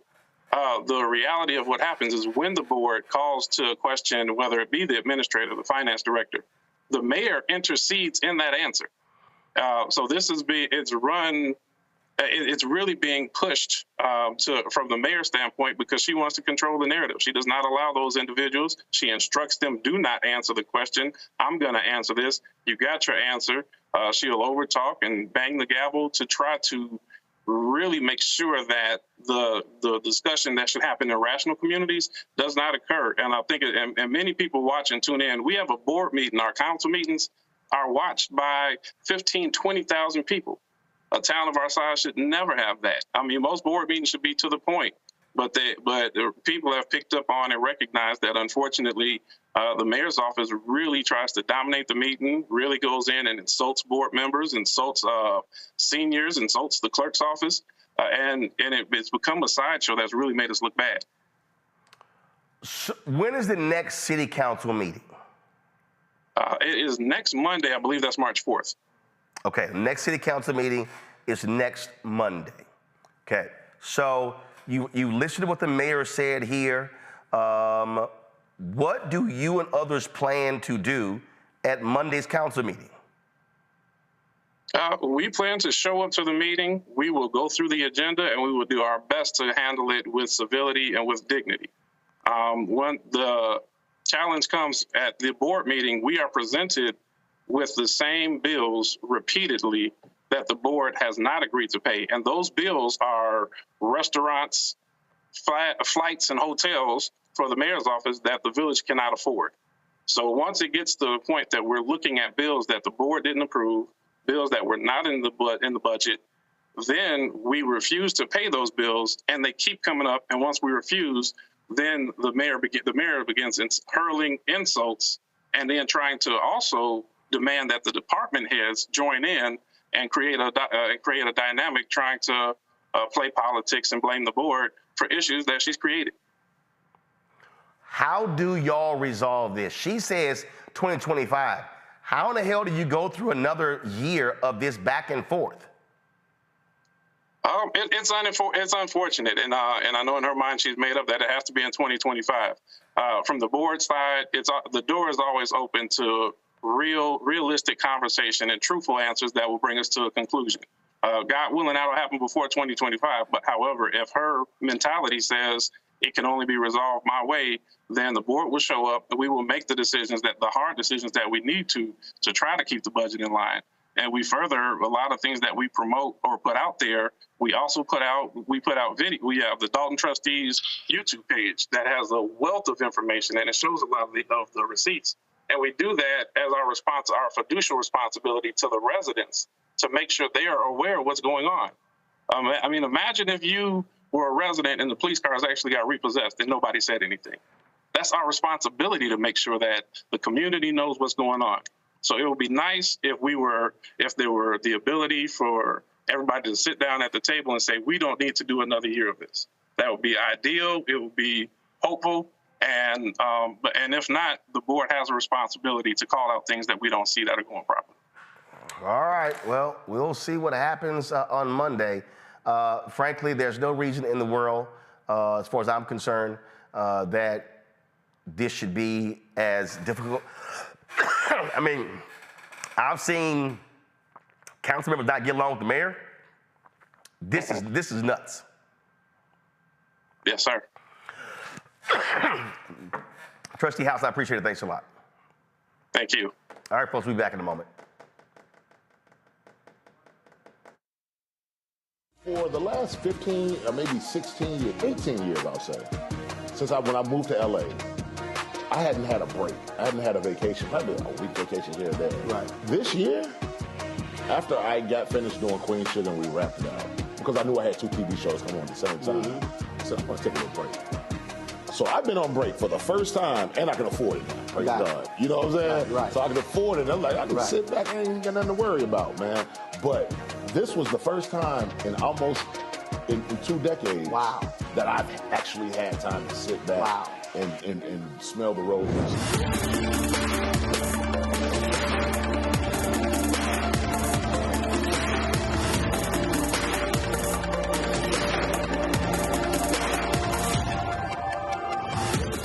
Check this out. Joe Biden and Kamala Harris are investing a record $7 billion into HBCUs. Billions for campus improvements, grants, and debt relief. Billions more for HBCUs. Endless possibilities for us.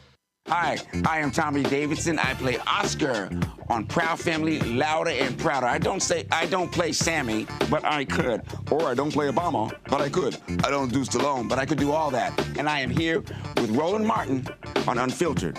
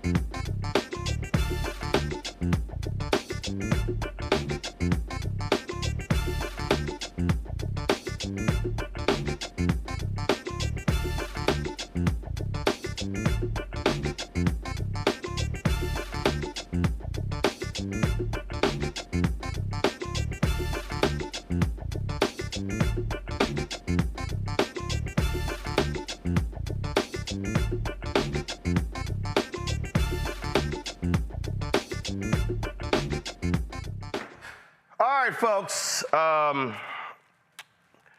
We go from the craziness in Dolton, Illinois, to the absolute nuttiness in Tennessee. You might remember last year, House Republicans, they booted 2 black state reps, Representative Justin Jones, Representative Justin Pearson, because of their involvement in a protest in the well. Well, they kicked him out. They didn't kick out Representative Gloria Johnson. They then were reelected in Memphis and Nashville. Now these Republicans in the House have moved a bill that will bar cities from re-electing state reps who get expelled. What? How do you? It's a representative government. It's a republic. Joining me now from Nashville, Representative Justin Pearson. It's mind-boggling. Bottom line is, these white Republicans can't stand you two black dudes. No, that is the bottom line. And the reality is they are doing everything within their power to make it very clear that they only want for white supremacy, racism, white nationalism to rule and to govern in our state.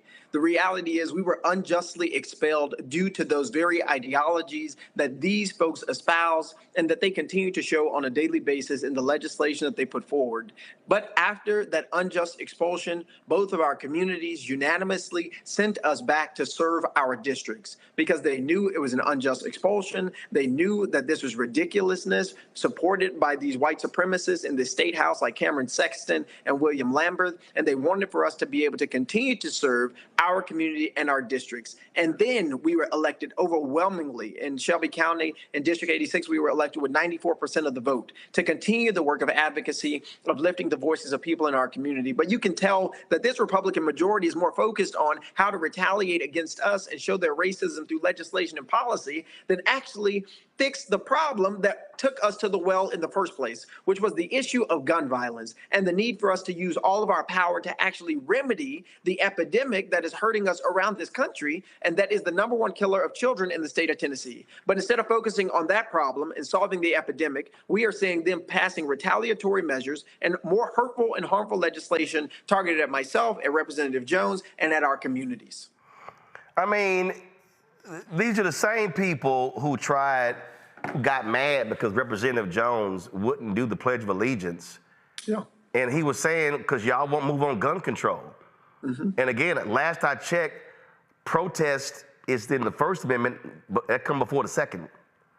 That's right. The chronological order would tell you that the founders, as flawed as they were, had something right about the freedom of speech, the right to protest, the right to use our voices to elevate the issues that matter in our community. And if we are to have a republic and a constitutional democratic republic, we have to have people who are in positions of power who do protest when things are wrong. Even in the Tennessee state constitution, it argues and says that no people should be slavish to those who are in positions of power. And instead of us resisting that and seeing people to fight for the beliefs of a democracy and for the beliefs of a republic, we are seeing folks who are willingly trying to be overseers over the black representatives, over the majority black county, the majority black city where I come from and where I represent. And Representative Jones has every right to use his voice in the ways that he believes it matters, and also to not pledge to the flag if that is what he so chooses. So many people want to talk about it being a free country, and then you see their hypocrisy when it comes to black people trying to claim freedom. They want to talk about the need for limited government, but then when it comes to taking away the rights of government to be able to reinstate elected representatives who are being unjustly expelled, they don't care about limited government anymore. The hypocrisy and the racism within the Republican Party is a snake eating its own tail. And here in Tennessee, in Nashville, in the Tennessee General Assembly, it is happening day after day,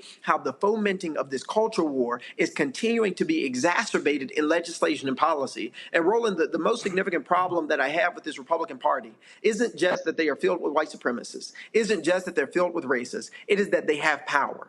And that is the problem. It is one of our elders said, it isn't just a problem for someone to have the ideology of wanting to lynch me, it's that they have the power to do so. And in the Tennessee General Assembly, it is not just that they have the ideologies of hatred and of xenophobia and of racism and of homophobia. They have the power to do it. And so yesterday, they passed a bill banning LGBTQIA flags. Yesterday, they passed a resolution that was xenophobic, blaming the fentanyl crisis and blaming all border crossings on illegal immigrants and saying that they are the leading cause of rapes and murders in our country. They have power and they are wielding it in ways that are destructive to our democracy. And so we all need to be paying attention at what is happening here, because the erosion happening in Tennessee, the erosion happening in the General Assembly is indicative of what is going to happen at the national level if we continue down this path with the leadership of the ex-president who has 91 indictments to his name. That's whose vision they are living into, and that is the work that they are doing at the state level. So we have to continue to be vigorous and determined in making sure that the ideals that we care about of our freedom, of our liberty, of justice, that we are unwavering in that commitment.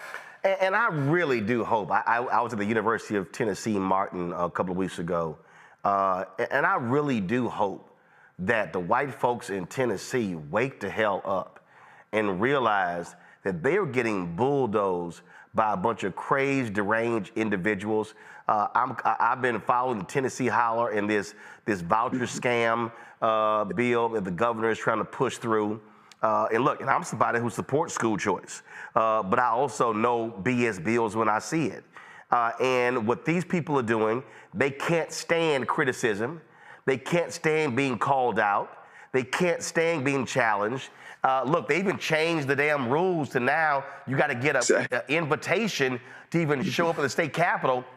When I'm a native of a Texan, I can go to Austin and literally walk into the building and sit in the gallery. I don't have to get permission.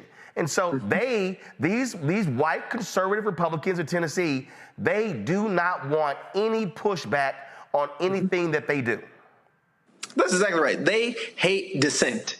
All they want is for you to be happy to be in the room. They don't want you to discuss the issues. They don't want to have meaningful debates. They do not care about the maintenance of our democracy or the upholding of the principles and the values that make our country in so many ways become what it can be through advocacy and through the work of those who protest and those who march and those who push for it to be better. They want to silence that. They want that to shut that down. And the reality is they are livid and they have vitriol against myself and Representative Jones because they hate that two young, black, and gifted folks keep speaking up and standing up, not just for ourselves, but standing up and speaking up on behalf of our families, on behalf of our constituencies who know that things can be better and that things should be better. And what we are doing here in Tennessee and what we are building is a movement for justice rooted in love. And that movement is multiracial. That movement is intergenerational. That movement is multi-socioeconomic, because what we are starting to realize, and I think a lot of our white brothers, sisters, and siblings are starting to realize, is what Heather McGhee calls the solidarity dividend, that we are all being negatively impacted by these institutions. We are all being negatively impacted by this racism. We are all being negatively impacted by white supremacy. And if we do not use all the power that we have to break these shackles together, it will continue to persist. And what they are afraid of and what they are seeing every time we speak up and we get called out of order, every time that we try and speak in committee and they call the question to try and silence debate, what they see is that movement building, and that we are not going to be silent and we are not going to be silenced. And what we know and what they know is that it is more of us than them. Listen, the only reason they have the positions that they do now is because they have gerrymandered our state into this much more conservative and much more racist General Assembly than the state actually is. Over 70% of people want to see gun violence prevention legislation. Over 70% of people across our state want to see more access to health care for women and for abortion rights to be restored. Our state is more progressive than our General Assembly because of the way that they're making the rules. And to your point, this is how white supremacy works. They do evil things, and then they make rules that make the evil thing now the law, or now the rule that you have to follow, but it doesn't make it right. They are morally bankrupt in every action that they are taking, because it's being taken on behalf of special interests like the National Rifle Association, is being taken on behalf of people who only want to continue the degradation of black communities, of indigenous communities, and communities of color. Every action that they take is about hurting poor folks, not about helping. And we have a responsibility as people who have sworn an oath to the Constitution of Tennessee and of the United States of America to do everything in our power to resist the evil that we are seeing. They went so far yesterday as to pass an unconstitutional law, even after our own lawyers said that it was unconstitutional. That's what we're up against. And this is a fight that is going to require our attention, our intention, and our efforts to change the trajectory of our state. Larry. Yeah, Representative Pearson, first of all, I appreciate, your consistency and your bravery. in the state of Tennessee, and you're facing an onslaught, and everyone throughout the country sees it. So we appreciate you. I want to say that first of all. Second of all, I think if I remember correctly, when you guys were initially expelled, that there was a lawsuit that was filed. And if that's the case, can you give me an update? And then secondly, this recent bill in terms of really, for those individuals who supposedly believe in small government, passed this legislation that will prevent, like I said, jurisdictions from, those who were expelled from bringing those individuals back. And I'm curious to what was some of the conversation like when you were debating this bill about why this bill was needed? Mm-hmm. The first thing, Representative Jones, he filed a lawsuit that is still ongoing, but that lifts up so many equal protection issues with our expulsions, including that the two youngest black lawmakers in the state of Tennessee were expelled, but our colleague and friend Gloria Johnson, who is white, was not. That we are consistently called out of order, our mics are consistently cut off, and we are consistently mistreated by the Republican parties in the state of Tennessee, and that is an equal protection issue because we are not receiving the same protections that our people and people across the aisle are getting. The discussion related to the bill yesterday was pretty significant. I had several amendments that I wanted to attach to this, and one of them in particular had to do with people may not be able to be returned by their local government if they have committed a crime, such as sexual assault. Last year, Scotty Campbell, who voted to expel all three of us, actually committed sexual assault and later resigned. We said unless you committed domestic abuse, Representative Hawk has abused his wife and was brought before the court because of it. Unless you've assaulted a person, a leader in the Republican Party, Chairman Jeremy Faison, actually pantsed a referee at his kid's sporting event, and he is now the third in command of the Republican Party in the state of Tennessee. Now, if people commit crimes where they physically harm people, if people commit crimes of abusing other folks, then maybe they shouldn't be expelled. But if we are standing up and speaking up on behalf of children who have been killed due to an AR-15, if we are standing and speaking up on behalf of our community, where in Memphis there were 398 homicides and many of those gun violence, including my classmate Larry Thorne, we deserve to be sent back by our elected body. We committed no crime, but people who have actually committed crimes still serve in the General Assembly today and have never been brought up on any charges by this body, because it's not about the actions that were taken. It's about who took the actions. It is about what we look like. It is about what we stand for, and it's about who we represent and what we represent to our communities, which is more justice, which is the elevation of black folks, which is the elevation of voices that have been pushed to the periphery for far too long. John Quell? Kudos to you, Representative Pearson, and to Representative Jones for protesting and standing up for what you believe in, despite the ramifications that may come as a result of that. Just watching and hearing this, I'm here in Georgia, and so I'm sure that a lot of the public is just wondering, that's tuning in tonight, how, of course, we know that we have to exercise our right to vote, right? Voting matters. But how else can the public, what things do we need to do as a culture, as a community, that can further assist you guys, that can further assist fighting these injustices, just so that we are able collectively to support you and push you forward?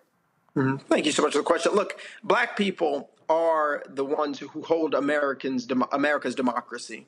Black people are the ones who continue to be the beacon of light, the beacon of hope for this constitutional democratic republic. If it were not for black people, we would not have won the Civil War. If it were not for black people, civil rights being extended to all people across this country would not have existed. If it were not for black people, we wouldn't be having conversations about there being a country in order for us to save. The reality is we have a responsibility and have carried that responsibility for a very long time of trying to make this country fulfill its promises that it has refused to fulfill in its entirety, which is life, liberty, and the pursuit of happiness to all of its people.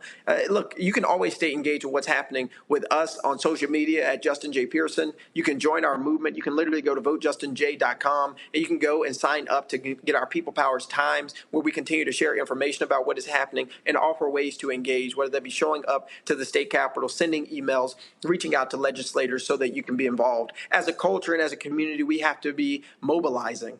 The reality is now is the time. Our democracy is dying. We are seeing it replaced with autocratic leaders, people who want to be more like dictators and support a mobocracy than a democracy. And so we have to do the work of mobilization. You look at what happened over the last 50 years with the overturning of Roe v. Wade. Conservatives took our playbook of organizing, and we have to make sure that we reclaim that by organizing, mobilizing, and activating as a community so that we can fight back. And it's not just voting, it's showing up in between time as well. Mustafa?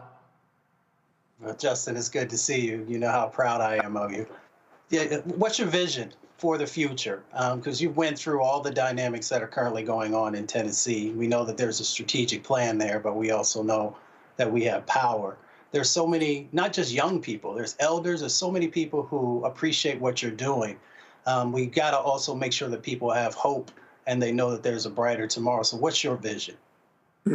I posted this earlier. You know, yesterday was such a difficult day seeing all these bad bills. And today I saw 1,000 people gathered protesting against gun violence, from Moms Demand Action, Students Demand Action, Moms Over Murder, the 901 Block Squad. I saw all these organizations getting together and saying, we are going to do something because the future is better than what we are currently inheriting, that the reality of gun violence being the #1 killer of our children is not the way that it is always going to be. I saw kids as young as 6 there to elders who are in their 80s. And so the hope that I have are the people who are showing up today, realizing that the reason that we march, the reason we protest, the reason we speak up, the reason we fight back is because there are unborn children, as our indigenous brothers and sisters talk about, 7 generations from now who are counting on us. And I believe my hope for the future lies in the hope that I have and that I have received just today, even in the Capitol, a place that is so oppressive. It's the voices that continue to cry out in that environment and say, we demand justice. The voices who cry out in that environment and say, whose house? This is our house, who say this is what democracy looks like. And so the hope that I have is in us, right? And how we use our God hands and how we use our God heart and how we use our God feet to show up in this moment to push for a better Tennessee, to push for a better America, because we know that the vision of a better place where people have health care and educational opportunity, where people are not worried about environmental degradation and pollution choking their lungs or police brutality killing them, because that vision of America is not something that only needs to live in our heads. It is something that is possible. And the way that it is made possible is by the work that we do. And so I am hopeful of that future coming into reality, because we will never quit, and so we will never lose. Representative Pearson, always a pleasure, man. Keep up the fight. Likewise. Thank you so much, Roland. Thank you all. Appreciate it. Thanks so much. God bless. All right, folks. Going to a break. We'll be right back. Roland Martin Unfiltered on the Black Star Network. You heard why we're marching, and it's really a launch. It's not even a march. We're launching. That's right. A 42-week campaign. March the 2nd at 10 o'clock in Raleigh and 33 other state capitals and the District of Columbia. This is a historic move to mobilize the most powerful untapped block of voters in this country. That's right. Poor and low wealth voters, who make up 87 million votes. And it's never been tried before. Never been tried before in history. At the same time, the same message, same focus. And when that power turns loose, they will not be able to figure out the political calculus. I don't know about you, but I'm ready to shake things up. I'm ready to get up out of the valley. I'm ready for God to put his spirit on us. I'm ready to be used to change this nation. And what we're saying is, can't we come together? Can't we come together around an agenda? You ain't got to like everything about Reverend Barber. You don't have to like everything about Sangria.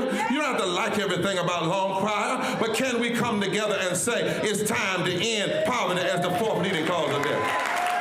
It's time to have $15 and a living wage indexed with inflation. So every time inflation goes up, the minimum wage goes up. It's time to have health care for all. It's time to fully fund public education. Can't we come together? It's time to protect women's right to women's health. It's time to have affordable housing for everybody. It's time to stop the proliferation of guns. Ain't no way folk ought to be able to have more guns than they have food, more guns than they have meat on their table. That makes no sense. Isn't it time for division to be ended and love to take over? Can't we organize around that? Look at your neighbor and say, neighbor, I don't need to like everything about you. But can't we organize for power? Can't we stand for justice? Can't we love everybody for just a little while? Can't we come up out of the valley? Can these bones live?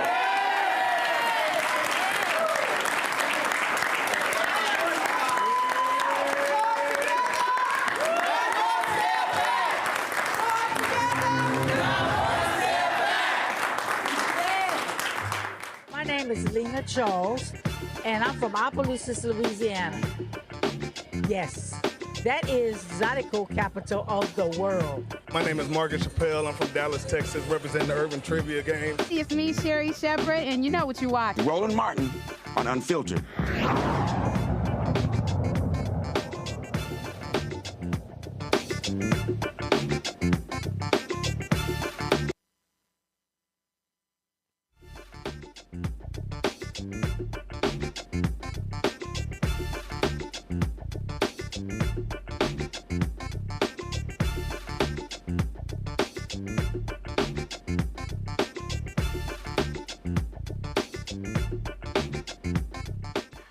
In Georgia, the hearing to disqualify Fulton County District Attorney Fani Willis continued with the former divorce attorney for special prosecutor Nathan Wade back on the stand. Judge Scott McAfee, overseeing the Georgia election interference case against Donald Trump and his co-defendants, ruled that some of Wade's communications with his former lawyer, Terrence Bradley, are not covered by attorney-client privilege. Defense attorneys attempted to impeach Bradley about the romantic relationship between Wade and Willis.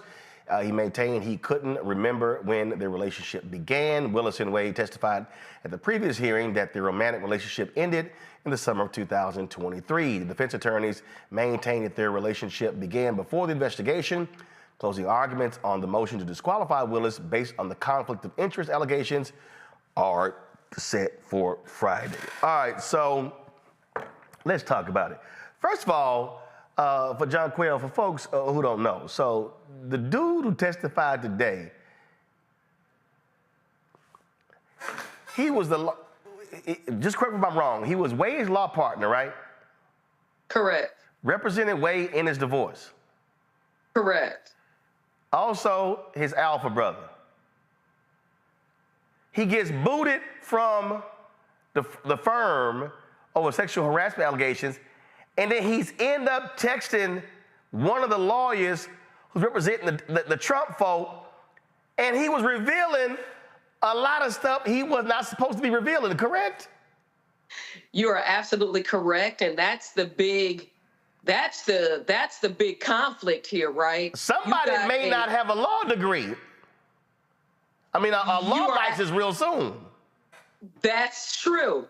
I mean, as an attorney, you cannot reveal privileged information about your client or former clients to anyone else. Hold on, right? and we say anybody else. Let me tell you what you. That your wife, your husband, your partner, you ain't supposed to talk to nobody. Nobody. And let me tell you what you ultimately cannot do. Right? You cannot use information that you gained from a former client and share that information with the opposing side of that former client that they then use against them. That's a conflict. And there you have the potential of breaking attorney-client privilege. Now that's the conflict in all of this. Mustafa, it was just mind-boggling to watch this here, and you're sitting here going, dude, how dumb can you be to sit here and engage it in text message after text message after text message? All right, I know you pissed off because you got booted out the firm, but again, homie may not be practicing law anywhere ever. No, that's real. There's a good chance that he's going to lose his law license. He'll definitely be sanctioned or something that'll play out. It's always curious about, I'm like, so which law school did you go to? Who were your professors that did not prepare you for the things that you cannot do. I'm sure they did share the right information, and he's just decided or got caught up, in what's going on. This whole thing is about trying to defame Fannie, to make her look like she's not competent, that she makes bad choices, then, of course, to remove her. And the other part of course, is that they just want to run out the clock. That has always been Donald Trump's game plan, and his counsel is to continue to run out the clock until the election. So folks should make sure that they're actually watching these types of situations very clearly and understanding what the overall game actually is.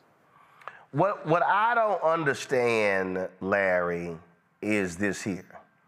I don't understand how Wade hasn't stepped down from this case.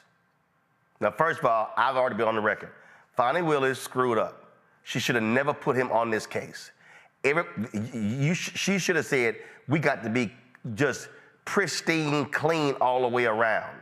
But this thing has continued because I think, frankly, the two of them have been too arrogant about this here. The moment they filed that motion alleging there was a relationship, look, he should have stepped off of this case. This is too big of a case and too important of a case for this stuff to continue, because now all the attention the last month has not been on the case, it's been on these two.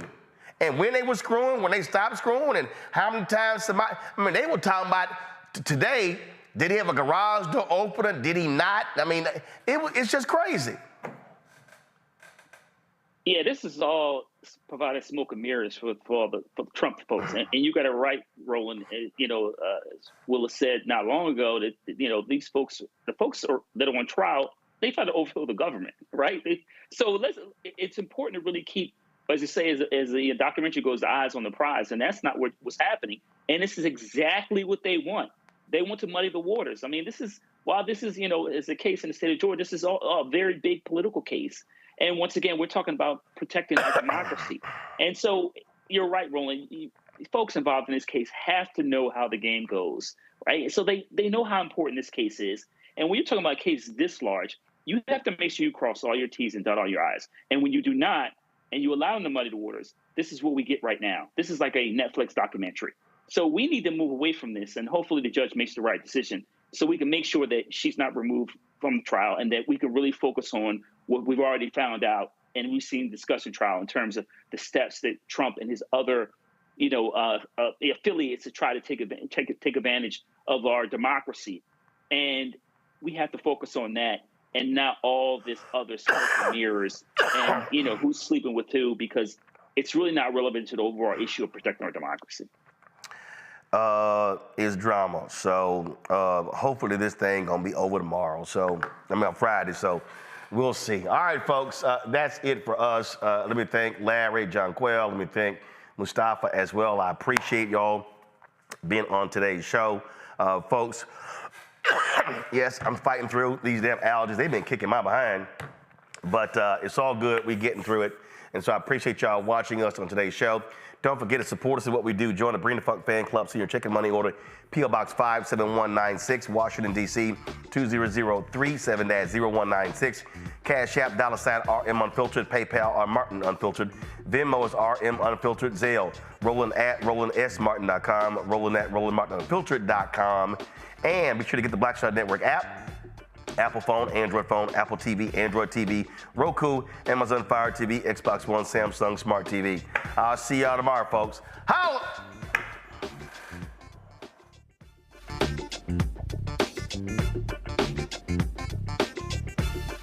Black Star Network is here.